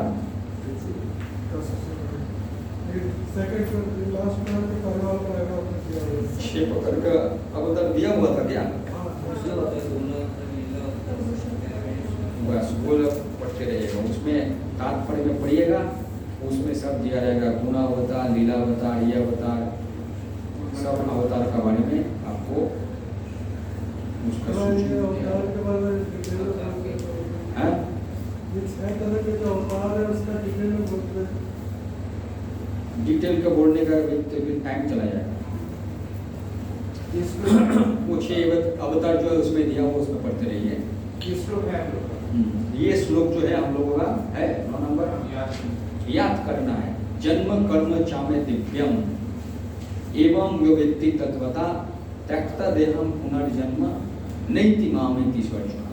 हे अर्जुन, जो मेरे आविर्भाव तथा कर्मों को दिव्य प्रकृति को जानता है, जो मेरा जन्म और मेरा कर्म दिव्य प्रकृति को जानता है, ये दिव्य है या साधारण नहीं है। कृष्ण का आविर्भाव और कृष्ण का कर्म जो जान लेता है, वो इस शरीर को छोड़ने पर इस भौतिक संसार में पुनः जन्म नहीं लेता। त्यक्ता देहम पुनर्जन्म नैति, अपितु मेरे सनातन धाम को प्राप्त होता है। तो जो ये जानता है, बहुत इंपॉर्टेंट श्लोक है, हम लोग को याद करना चाहिए। जो जानता है कृष्णा का ये कर्म और आविर्भाव दिव्य है, कोई साधारण नहीं है। 6ठे श्लोक में भगवान के दिव्य धाम से अनेक अवतरण की व्याख्या हो चुकी है। जो मनुष्य भगवान के आविर्भाव के सत्य को समझ लेता है, वो इस भवबंधन से मुक्त हो जाता है और इस शरीर को छोड़ने ही वो तुरंत भगवान के धाम को लौट जाता है। भवबंधन से जीव की ऐसी मुक्ति सरल नहीं है, आसान नहीं है। निर्विशेषवादी तथा योगी जन पर्याप्त कष्ट तथा अनेक अनेक जन्म के बाद ही मुक्त प्राप्त कर पाते हैं। इतने पर भी उन्हें जो मुक्ति भगवान की निराकार ब्रह्मज्योति में तादात्म्य प्राप्त करने के रूप में मिलती है, वो आंशिक होती है और इस भौतिक संसार में लौट आने का भय बना रहता है। तो बहुत जो भौतिक जो आध्यात्मिकवादी है, निर्विशेषवादी, वो लोग बहुत तपस्या करेगा, लेकिन कहाँ तक पहुँचेगा? ब्रह्म में लीन हो गया होता है ना, लेकिन उन लोगों को वहाँ पर जाने का बाद फिर से क्या होता है? एक संसार में आने का, लौटने का भय बना रहता है। किंतु भगवान के शरीर की दिव्य प्रकृति तथा उनके कार्यकलाप को समझने मात्र से भक्त इस शरीर का अंत होने पर भगवत धाम को प्राप्त करता है और उसे इस संसार में लौट आने का भय नहीं रहता। समझ में आया? उसको डर नहीं रहता है भक्त को। इसीलिए हम लोग अगला श्लोक में जाते हैं।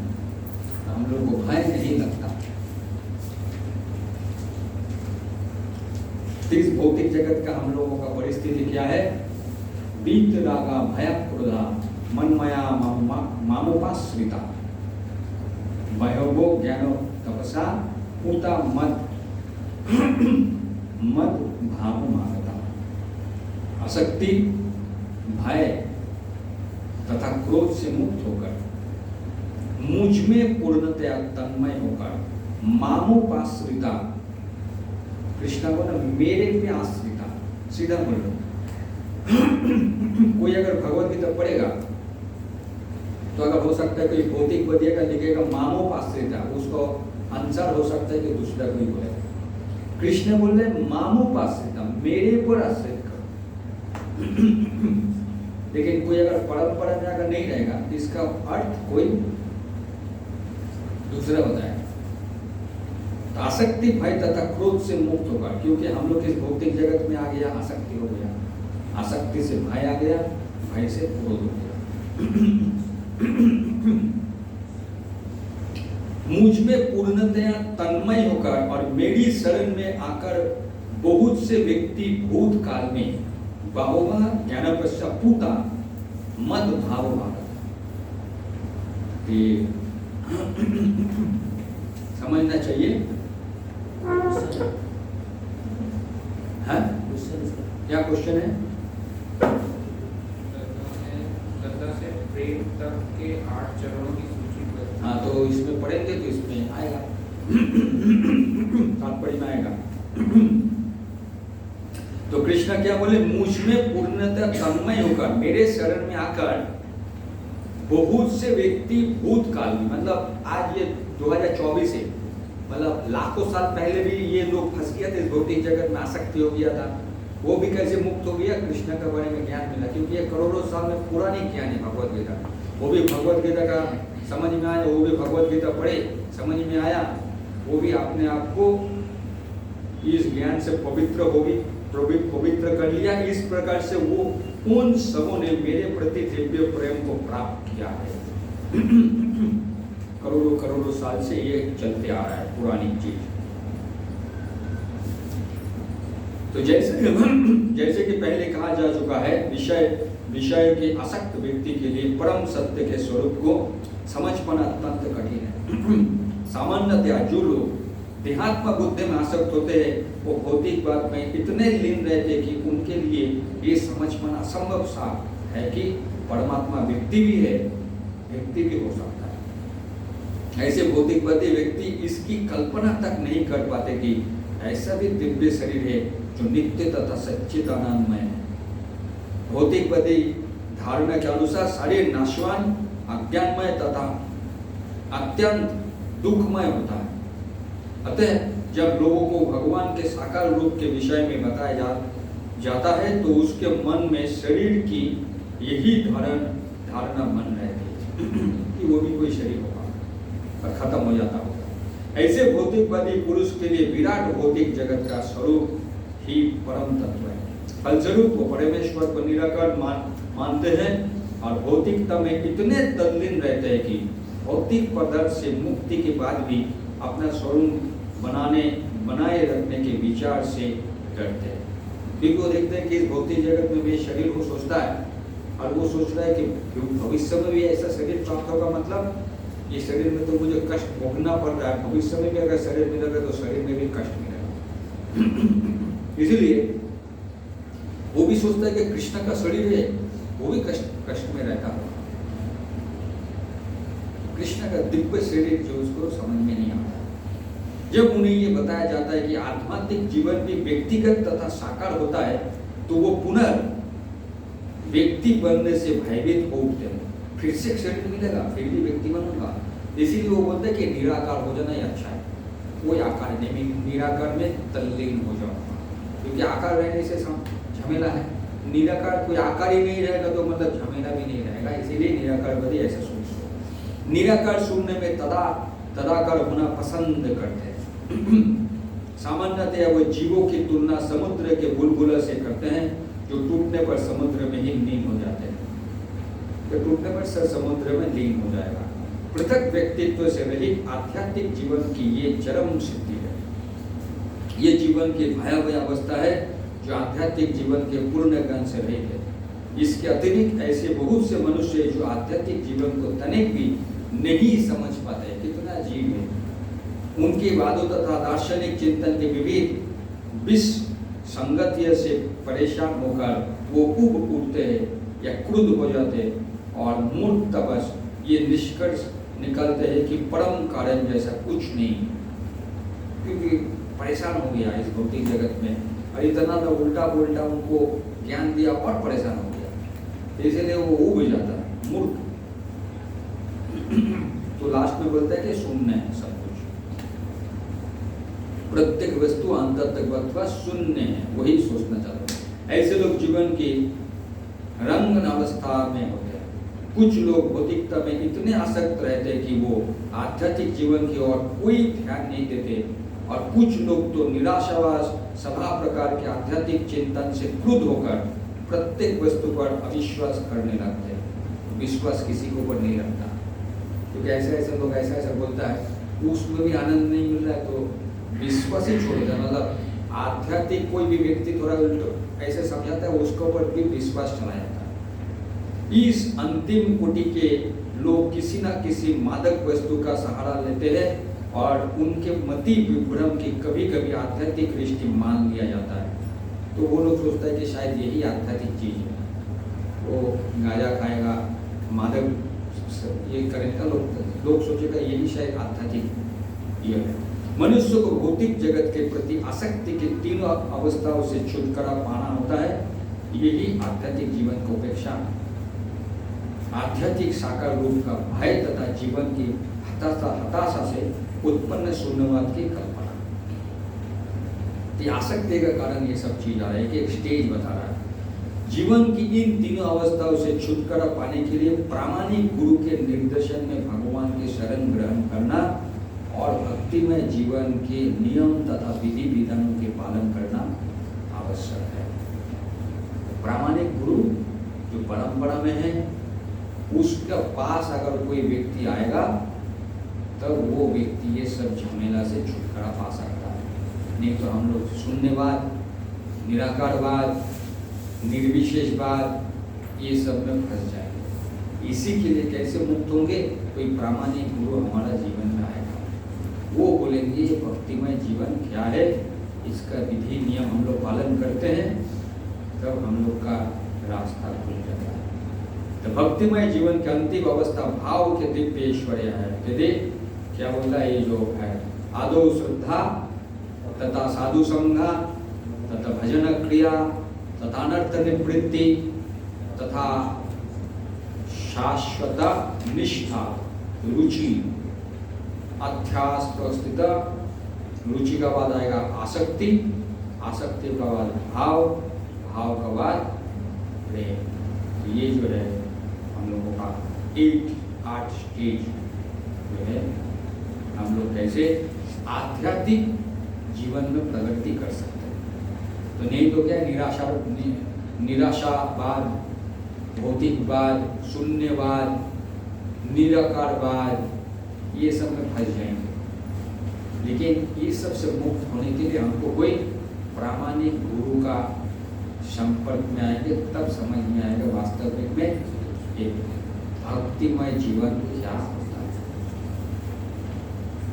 तो तब परंपरा, वही परंपरा, एक प्रामाणिक गुरु क्या है, परंपरा में है और कृष्ण परंपरा स्थापित करने के लिए आए हैं।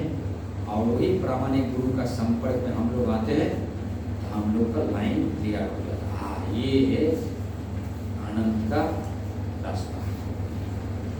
नहीं तो भौतिकवाद विधि व्यक्ति, निराकार व्यक्ति, निरीश्वरवाद व्यक्ति के पास जाएंगे तो ऐसे ऐसे वो लोग आध्यात्मिक कार्यकलाप बताएंगे, वो हम लोग पालन करते करते एक समय के बाद हम लोग परेशान हो जाते हैं। क्योंकि आत्मा का आनंद वो सब चीज़ों से नहीं मिलता, तब परेशान। ये यथा मम प्रपद्यन्ते तमस्तथैव भजमहं मम वर्तन्ते मनुष्य पार्थ सर्वथा। जिस भाव से सारे लोग मेरी शरण ग्रहण करते हैं, उसी के अनुरूप में उन्हें फल देता हूँ। ये पार्थ, प्रत्येक व्यक्ति सभी प्रकार से मेरे पद का अनुगमन करता है। जो जैसे भाव से मेरे पास आता है जीवात्मा, अभी हम लोग परेशान है इस भौतिक जगत में, मैं कृष्ण का पास आया, मेरा कोई इच्छा है, वो इच्छा पूरा करनी, तो इस हिसाब से कृष्णा उनका रूप फल देता है। तो कृष्णा फल देता है। कृष्णा बोल रहा है दूसरे देवी देवता के पास जाने का जरूरत नहीं, मेरे पास आएगा, फल मैं दूंगा। प्रत्येक व्यक्ति कृष्ण को अनेक विभिन्न स्वरूप में खोज रहा है। भगवान श्री कृष्ण की अंशत अनेक निर्विशेष ब्रह्म ज्योति तेज में तथा प्रत्येक वस्तु के कण कण में रहने वाले सर्वव्यापी परमात्मा के रूप में अनुभव किया जा सकता है। लेकिन कृष्ण को पूर्ण साक्षात्कार तो उनके शुद्ध भक्ति कर पाते हैं। जो पूर्ण शुद्ध भक्त है, कृष्ण का साक्षात्कार कर सकता है। फलत कृष्ण प्रत्येक व्यक्ति की अनुभूति के विषय है और इस तरह कोई भी और सभी अपने अपनी इच्छा के अनुसार तुष्ट होते हैं। दिव्य जगत में भी कृष्ण अपने शुद्ध भक्त के साथ दिव्य भाव से विनिमय करते हैं, जिस तरह की भक्त उन्हें चाहता है। कोई एक भक्त कृष्ण को परम स्वामी के रूप में चाह सकता है दूसरा अपना सखा के रूप में, तीसरा अपना पुत्र के रूप में, चौथा अपने प्रेमी के रूप में। कृष्ण सभी भक्त को समान रूप से अनेक प्रेम की प्रकटता के अनुसार फल देते हैं। भौतिक जगत में भी ऐसे विनिमय की अनुभूतियां होती है और वे विभिन्न प्रकार के भक्त के अनुसार भगवान द्वारा संभाव से विनिमय की जाती है। शुद्ध भक्त यहाँ पर और दिव्य धाम में भी कृष्ण का सान्निध्य प्राप्त करते हैं और भगवान की साकार सेवा कर सकते हैं। तो दिव्य धाम इधर भी और बोलो वृंदावन में भी कृष्ण का सान्निध्य में साकार रूप में सेवा कर सकता है। इस तरह वे उनका प्रेमा भक्ति का दिव्य आनंद प्राप्त करते हैं। किंतु जो निर्विशेषवादी है और जो जीवात्मा के अस्तित्व को मिटाकर आध्यात्मिक आत्मघात करना चाहते हैं, कृष्ण उनका भी अपने तेज में लीन करने उनकी सहायता करते हैं। ठीक है, तुम ब्रह्मज्योति में लीन होना चाहते हो, चलो ठीक है, मेरे ब्रह्मज्योति में लीन हो जाएगा। ऐसे निर्विशेषवादी सच्चिदानंद भगवान के स्वीकार नहीं करते, फलते वो अपने व्यक्तित्व को मिटाकर भगवान के दिव्य समूह सगुण भक्ति के आनंद को प्राप्त नहीं करते। कृष्ण का साथ का जो खेलना कूदना नाचना ये निर्विशेषवादी नहीं करते, ब्रह्म में लीन होना चाहता है, मतलब अपना अस्तित्व को मिटाना चाहता है। उनमें से कुछ जो निर्विशेष सत्ता में दृढ़तापूर्वक स्थित नहीं हो पाते, वो अपने कार्य करने की सुख इच्छाओं की प्रदर्शित करने के लिए उस भौतिक क्षेत्र में वापस आते हैं। तो उधर निर्विशेष किया लेकिन उसका आनंद नहीं मिल रहा है, वापस कृष्ण को भी नहीं मिला, आनंद भी नहीं मिला, वो वापस उन्हें वैकुंठ लोक में प्रवेश करने नहीं दिया जाता, किंतु उन्हें भौतिक लोक में कार्य करने का अवसर प्रदान किया जाता है। जो स्वकाम कर्मी है, भगवान उन्हें योगेश्वर के रूप में उनके कर्म का वांछित फल देते हैं। जो योगी है और योग शक्ति का खोज में रहते हैं, उन्हें योग शक्ति प्रदान करते हैं। तो उनको कृष्ण नहीं चाहिए, लेकिन एक अच्छे स्तर पे आया है, उनको ये इच्छा मुझे ये चाहिए, चलो ये लो। कोई योग शक्ति चाहता है, लो योग शक्ति लो। दूसरे शब्द में प्रत्येक व्यक्ति को सफलता भगवान की कृपा पर आश्रित रहती है और समस्त प्रकार की आध्यात्मिक विधियां एक ही पथ में सफलता की विभिन्न होतियां। अतः जब तक कोई कृष्ण भावनामृत के सर्वोच्च सिद्धि तक नहीं पहुंच जाता, तब तक सारे प्रयास अपूर्ण रहता है।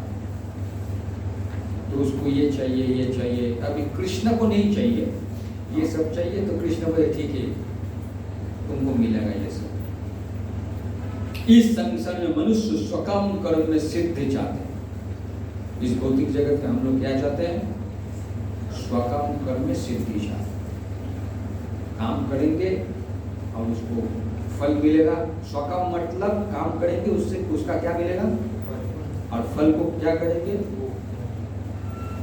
इस संसार में मनुष्य स्वकाम कर्म में सिद्धि चाहते हैं। कि सिद्धि मतलब मैं काम किया, सिद्धि मतलब मैंने काम किया, मेरी इच्छा है तो घर मिलेगा, घर बनाऊंगा, तो काम करके मुझे घर बना लिया, उसका सिद्धि प्राप्त हो गया घर। तो फलस्वरूप वे देवताओं की पूजा करते हैं। निस्संदेह इस संसार में मनुष्य को सकाम कर्म का फल शीघ्र ही प्राप्त होता है।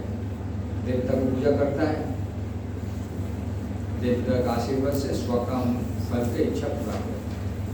घर मिला, ये मिला, वो मिला, सब देवता पूरा कर देता है। इस जगत के देवताओं के विषय में भ्रांत धारणा है और विधाता का दम करने वाले अल्पज्ञ मनुष्य इन देवताओं की परमेश्वर के विभिन्न रूप मान बैठते हैं। वस्तुतः ये देवता ईश्वर के विभिन्न रूप नहीं होते, किंतु वे ईश्वर के विभिन्न अंश होते हैं। ईश्वर का रूप नहीं है, ईश्वर का अंश ही है देवता। ईश्वर तो एक है किंतु अंश अनेक है। वेदों का कथन है नित्य नित्यानाम, ईश्वर एक है, ईश्वर एक ही है। कृष्ण ही एकमात्र परमेश्वर है और सभी देवताओं को इस भौतिक जगत का प्रबंध करने के लिए शक्तियां प्राप्त है। ये देवता जीवात्माएं जिन्हें विभिन्न मात्रा में भौतिक शक्ति प्राप्त है, वो कभी परमेश्वर नारायण विष्णु या कृष्ण के तुल्य नहीं हो सकते। जो व्यक्ति ईश्वर तथा देवताओं को एक स्तर पर सोचता है वो नास्तिक या पाषंडी कहलाता है।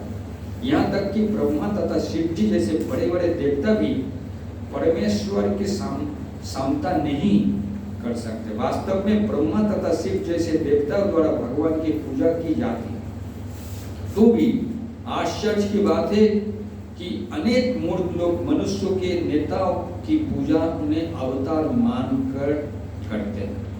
ये देवता पद इस संसार के शक्तिशाली मनुष्य या देवता के लिए आया है, लेकिन नारायण, विष्णु या कृष्ण जैसे भगवान एक संसार के नहीं, वे भौतिक सृष्टि से परे रहने वाले हैं। निर्विशेषवादियों के अग्रणी श्रीपाद शंकराचार्य तक मानते कि नारायण या कृष्ण इस भौतिक सृष्टि से परे है। फिर भी मूर्ख लोग देवताओं की पूजा करते हैं क्योंकि वे तत्काल फल चाहते हैं। मुझे भी फल चाहिए, उन्हें फल मिलता भी है, किंतु वो ये नहीं जानते कि ऐसे फल क्षणिक होते हैं और अल्पज्ञ मनुष्य के लिए। बुद्धिमान व्यक्ति कृष्ण भावनामृत में स्थित रहता है, उसे किसी तत्काल क्षणिक लाभ के लिए किसी तुच्छ देवता की पूजा करने की आवश्यकता नहीं रहती। इस संसार के देवता तथा उनके पूजक इस संसार में संहार के साथ ही विनष्ट हो जाएंगे। देवताओं के वरदान भी भौतिक तथा क्षणिक होते हैं। ये भौतिक संसार तथा उसके निवासी, जिनमें देवता तथा उनके पूजक भी सम्मिलित है, विराट सागर में बुलबुलों के समान। किंतु इस संसार में मानव समाज क्षणिक वस्तु तथा संपत्ति, परिवार तथा भोग की सामग्री के पीछे पागल रहता है। ऐसे क्षणिक वस्तु के प्राप्त करने के लिए लोग देवताओं की या मानव समाज के शक्तिशाली व्यक्तियों की पूजा करते हैं। यदि कोई व्यक्ति किसी राजनीतिक नेता की पूजा करके सरकार में मंत्री पद प्राप्त कर लेता है, तो वो सोचता है कि उसने महान वरदान प्राप्त कर लिया। इसलिए सभी व्यक्ति तथाकथित नेताओं के साष्टांग प्रणाम करते हैं, जिससे वह क्षणिक वरदान प्राप्त कर सके और सचमुच उन्हें ऐसी वस्तु मिल भी जाती है। ऐसे मूढ़ व्यक्ति एक संसार के कष्टों के स्थायी निवारण के लिए कृष्ण भावनामृत में आज ही रुचि नहीं दिखाते। वो सभी इंद्रिय भोग के पीछे दीवाने रहते हैं और थोड़े से इंद्रिय सुख के लिए वो शक्तिप्रद जीव की पूजा करते हैं, जिन्हें देवता कहते हैं। ये श्लोक इंगित करता है कि विरल लोग ही कृष्ण भावनामृत में रुचि लेते हैं। बुद्धिमान व्यक्ति ही कृष्ण भावना में रुचि लेंगे, बाकी लोग नहीं लेगा, क्योंकि वो आसक्त हो गया इस भौतिक जगत को। तो देवता जो देंगे उसी से ही भोग करेंगे, बस यही जिंदगी। लेकिन ये शरीर समाप्त हो जाएगा, फिर से जन्म लेना पड़ेगा उसको, ये कुछ समझ नहीं आया। तो चातुर्वर्ण माया सृष्टम गुणा कर्मा विभागशा तस्यम कर्तारमपि माम विद्यु कर्तम रमभयम। प्रकृति के 3 गुणों और उनसे संबंध कर्म के अनुसार मेरे द्वारा मानव समाज के 4 विभाग रचे गए। मेरे द्वारा कृष्ण बोल रहा है, तो प्रकृति का 3 गुणों और उनसे संबंध कर्म के अनुसार मेरे द्वारा मानव समाज के 4 विभाग रचे गए। यद्यपि मैं इस व्यवस्था का सृष्टा हूँ, दृष्टा हूँ, किंतु तुम ये जान लो कि मैं इतने पर भी अव्यय अकर्ता हूँ। इस सृष्टि 4 चतुर्वर्ण, मतलब चतुर्वर्ण क्या क्या है? कोई सतोगुण का जो ब्राह्मण है, कोई रजोगुण का वो क्षत्रिय है, कोई रजोगुण और सतोगुण जो एकदम ब्राह्मण होगा। द्वितीय जो है कोई रजोगुण और सतोगुण है, वो होगा क्षत्रिय। और जो बनिक वैश्य होता है, थोड़ा सा रजोगुण और तमोगुण रहता है। और एकदम जो तमोगुण जो लोग होता है वो श्रमिक होता है। तो ये 4 वर्ण कृष्ण यहाँ पर समझाया है। 4 वर्ण, रजोगुण, तमोगुण और सत्वगुण, रजोगुण और तमोगुण से 4 वर्ण आया। एकदम जो सतोगुण में वो ब्राह्मण होता है, और सतोगुण और रजोगुण है उसको क्षत्रिय है, थोड़ा सा बुद्धि भगवान को लेकर जानता है। और रजोगुण और तमोगुण का मिश्रित बिजनेसमैन होता है, व्यवसायीगण, बनिक, और एकदम तमोगुण का लोग श्रमिक गण होता है। तो कृष्ण बोले नामम कर्माणि लिम्पन्ति नामे कर्म फलस्प्रिया इति माम योगी भी जानाते कर्म भिन्न सबध्यते। मुझ पर किसी कर्म का प्रभाव नहीं पड़ता। कृष्ण साफ बता रहा है, कोई भी कर्म मुझ पे प्रभाव नहीं डालता है, ना ही मैं कर्म फल का कामना करता हूँ। मुझे कोई कर्म फल नहीं चाहिए, क्योंकि मैं तो गोलोक वृंदावन में रहता हूँ। मुझे कुछ कर्म फल भी नहीं चाहिए, कर्म कभी नहीं चाहिए। जो मेरे संबंध में इस सत्य को जानता है वो भी कर्म के फल के पास में नहीं बनता। हमको समझे कि कृष्णा ये तो तीन गुण को ऊपर में है, ये तो त्रिगुणातीत है, ये तो अंतरंग शक्ति से वही दिव्य व्यक्ति है। ऐसे अगर हम लोग सोच पाएंगे तो हम लोग कर्म फल का पास में नहीं पाएंगे। तो ये जमाना समझ लें, कृष्णा कर्म नहीं करता है, उनका कोई कर्म फल का कामना नहीं है। हम लोगों का कर्म फल का कामना है, क्योंकि हम लोग इस भौतिक जीवन में फंस गया तीन गुणों में। जो कृष्ण का ये संबंध में जानता है वो कर्म बंधन का पास से छूट जाता है। जिस प्रकार इस भौतिक जगत में संविधान के नियम है जो ये बताते हैं कि राजा ने तो दंडनीय है, ना ही किसी राज नियमों के अधीन रहता है, उसी तरह यद्यपि भगवान इस भौतिक जगत के सृष्टा है किंतु वो भौतिक जगत के कार्य से प्रभावित नहीं। सृष्टि करने पर भी वो इससे पृथक रहते हैं, जबकि जीवात्माएं भौतिक कार्यकलाप के सकाम कर्म फल में बंधी रहती है, क्योंकि उनमें प्राकृतिक साधनों पर प्रभुत्व दिखाने की प्रवृत्ति रहती है। हम लोग को यहाँ पर आए प्रभुत्व करने के लिए, इधर मैं बॉस बनना चाहता हूँ। किसी संस्थान के स्वामी कर्मचारियों के अच्छे बुरे कार्य के लिए उत्तरदायी नहीं है, कर्मचारी उसके लिए स्वयं उत्तरदायी होते हैं। जीवात्माएं अपने अपने इंद्रिय तृप्ति कार्य में लगी रहती है, किंतु ये कार्य भगवान द्वारा निर्देश नहीं होते। मैं चाहता हूँ इंद्रिय भोग करना, इंद्रिय तृप्ति की उत्तरोत्तर उन्नति के लिए जीवात्मा इस संसार के कर्म में प्रवृत्त है और मृत्यु के बाद स्वर्ग सुख की कामना करती रहती है। स्वयं में पूर्ण होने के कारण भगवान को तथाकथित स्वर्ग सुख का कोई आकर्षण नहीं रहता। कृष्ण संतुष्ट है स्वयं, उनको स्वर्ग की इच्छा नहीं है। स्वर्ग के देवता अनेक द्वारा नियुक्त सेवक है, उनके द्वारा नियुक्त सेवक है। वह स्वर्ग के देवता कृष्ण ने निर्धारित किया है। स्वामी कभी भी कर्मचारियों का निम्न स्तरीय सुख नहीं चाहता। स्वामी है कृष्ण, अरे देवता कर्मचारी है, वो निम्न स्तरीय सुख भोग करना नहीं चाहेगा। कृष्ण ये भौतिक क्रिया प्रतिक्रिया से पृथक रहता है। उदाहरणार्थ पृथ्वी पर उगने वाली विभिन्न वनस्पतियों के उगने के लिए वर्षा उत्तरदायित्व नहीं है, यद्यपि वर्षा के बिना वनस्पति नहीं उग सकती। इसीलिए हम लोगों को प्रभुपाद जी ने क्लियर बता रहा है, कृष्णा को यहाँ पर देवता के ऊपर निर्भर नहीं है, क्योंकि देवता जो है इस भौतिक जगत में, हम लोग इस भौतिक जगत में देवता से कुछ प्राप्त करने के लिए देवता को शक्ति कौन दे रहा है? कृष्णा।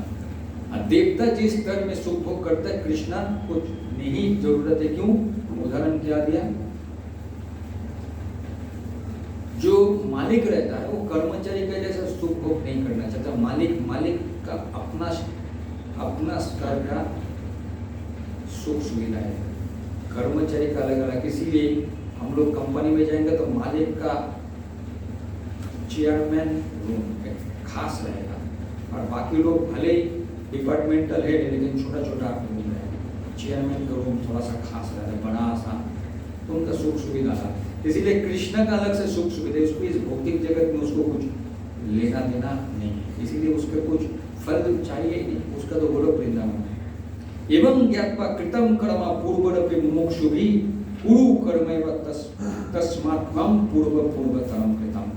प्राचीन काल में पहले समस्त मुक्तात्माओं ने मेरी दिव्य प्रकृति को जान करके ही कर्म किया। वो समझ ले तो कृष्ण है, कृष्ण के लिए हमको संतुष्ट करना है, जान लिया हम लोग। अतः तुम्हें चाहिए कि उनके पद चिन्ह का अनुसरण करते हुए अपने कर्तव्य का पालन करो। तो मैं अभी भौतिक जगत में फंसा हुआ हूँ, कैसे मैं मुक्त हूँ? जो लोग मुक्त हो रहा है इस भौतिक जगत से, उन लोगों का अनुसरण करना चाहिए। वो लोग कैसे भक्ति में आगे बढ़ रहा है, उन लोगों का अनुसरण करेंगे तो मैं भी इस भौतिक जगत से निकल सकता हूँ। तो प्राचीन काल में ऐसे ही लोग कृष्ण का शरण करते हुए इस भौतिक जगत से मुक्त होकर कृष्ण का बस चला गया। तो अर्जुन तुम्हें भी चाहिए उन लोग का पद चिन्ह में अनुसरण करो। वो लोग भी मैं जो चाहता था वैसे काम किया, निकल गया। तुम भी मैं जो चाहता हूँ काम करो, पालन करो तो तुम भी मुक्त हो। मनुष्य को दो श्रेणियां हैं, कुछ के मनों में दूषित विचार भरे रहते हैं और कुछ भौतिक दृष्टि से स्वतंत्र होते हैं। कृष्ण भावनामृत इन दोनों श्रेणी के व्यक्तियों के लिए समान रूप से लाभप्रद है। जिनके मनों में दूषित विचार भरे है उन्हें चाहिए कि भक्ति के अनुष्ठानों का पालन करते हुए क्रमिक शुद्धिकरण के लिए कृष्ण भावनामृत को ग्रहण करें। और जिनके मन पहले ही से अशुद्ध से स्वच्छ हो चुके हैं वो उसी कृष्ण भावनामृत में अग्रसर होते रहे, जिससे अन्य लोग उनके आदर्श कार्य का अनुसरण कर सके और लाभ उठा सके। मूढ़ व्यक्ति या कृष्ण भावनामृत में नव दीक्षित प्राय कृष्ण भावनामृत का पूरा ज्ञान प्राप्त किए बिना कार्य से विरत होना चाहते हैं, किंतु भगवान ने युद्ध से क्षेत्र के कार्य से विमुख होने की अर्जुन की इच्छा का समर्थन नहीं किया। आवश्यकता इस बात की है कि ये जाना जाए कि किस तरह कर्म किया जाए। कृष्ण भावनामृत के कार्य से विमुख होकर एकांत में बैठकर कृष्ण भावनामृत का प्रदर्शन करना कृष्ण के लिए कार्य में रत होने की अपेक्षा कम कर्म महत्वपूर्ण है। तो कृष्ण भावना में रहते हुए हमको कर्म करना चाहिए। यहाँ पर अर्जुन को सलाह दी जा रही है कि वो भगवान के अन्य पूर्व शिष्य तथा सूर्यदेव विभासमान के पद चिन्ह का अनुसरण करते हुए कृष्ण भावनामृत में कार्य करें। वो लोग भी कृष्ण का बात को माना, टाला नहीं, कृष्ण का उपदेश को माना, कृष्ण का उपदेश को पालन करके उन्होंने अपना जीवन व्यतीत किए और शरीर छोड़ने के बाद कृष्ण का बाद गोलोक वृंदावन चला गया। तथे वे उसे सूर्यदेव के कार्य का संबंध करने के लिए आदेश देते हैं, जिसे सूर्यदेव ने उनसे लाखों वर्ष पूर्व सीखा था। यहाँ पर भगवान कृष्ण ने ऐसे सारे शिष्यों का उल्लेख पूर्वतर मुक्त पुरुष के रूप में हुआ है, जो कृष्ण द्वारा नियत कर्म का संपन्न करने में लगे हुए। ऐसे कृष्ण चेतना में पूर्व में ऐसा लोग पालन करते हुए इस भौतिक जगत से मुक्त होकर निकल गया। अभी वही कृष्णा ये ज्ञान अर्जुन को दे रहा है, तुम ऐसा ऐसा अगर पालन करेंगे, मैं बोला था तो वो लोग पालन किया था, मैं तुमको बोल रहा हूँ ये कर्म करो तो तुम भी मुक्त हो जाओ, क्योंकि मैं दिव्य पुरुष हूँ, मैं पहले भी था अभी भी हूँ। और ये भौतिक जगत में मुझे कुछ भोग करने की इच्छा नहीं है, कार्य करने की इच्छा। तुम इधर आए, तुम लोग इधर आके भोग कर रहा है, देवी देवता को पूजा करने लगा, भोग कर रहा है, आसक्ति में फंसा, बार बार जन्म मृत्यु का चक्कर में फंसते। मैं मेरे शरण में आएगा, मेरे कार्य का लाभ, मैं जो तुमको बोल रहा हूँ ऐसे कार्य करेगा, कृष्ण भावनामृत में रहेगा, करते हुए ये राजा लोग निकल गया इस भौतिक जगत से, तुम भी इस भौतिक जगत से निकल गया। हरे कृष्णा कृष्णा कृष्णा हरे हरे, हरे राम राम राम। ये जो 5 प्रश्न है उसका भी आपको उत्तर मिल जाएगा। हर में अभी तक 2 प्रश्न है, जो है 2 श्लोक का आपको याद करना है। श्लोक याद करके, आसान श्लोक है, याद हो जाएगा, फिर आपको अगला प्रश्न होगा। तो ओपन बुक पहला सभी लोग दे दिया है ना, एक ने बचा है, माता जी ने नहीं दिया, आपने नहीं दिया, लिखे पूरा तो लिखना पड़ेगा ना, सब लोग दे दिया, आप ही पीछे छूट गए हैं। सभी लोग पहला वाला दे दिया है ना, मेरे पास है। और दूसरा वाला भी जो दे रहा है मतलब वो आपको क्लियर हो गया। दूसरे वाला एक तुमने दिया, दूसरे आपने दिया, 3 4 1 2 3 4 ये है ना 5 लोग दूसरे दे दिया। मतलब अभी ओपन बुक का परेशानी चला गया। ओपन बुक का भी इस यूनिट का परेशानी चला गया। अभी और कोई अगर ओपन बुक का प्रश्न देना चाहते हैं तो कर सकते हैं, अगर आपका ज़्यादा इच्छा इंटरेस्ट है तो। नहीं तो इसके क्लोज बुक के एग्जाम में देना पड़ेगा, उसको ज्ञात करना पड़ेगा। और क्लोज बुक का भी जैसे देखो आपका एक एक करके आंसर भी मिलते जा रहा है, उतना भी परेशानी नहीं होगा घर में पढ़ने के बाद, क्योंकि आंसर आपको क्लास में क्लियर हो। हरे कृष्णा कृष्णा कृष्णा हरे हरे, हरे राम हरे राम।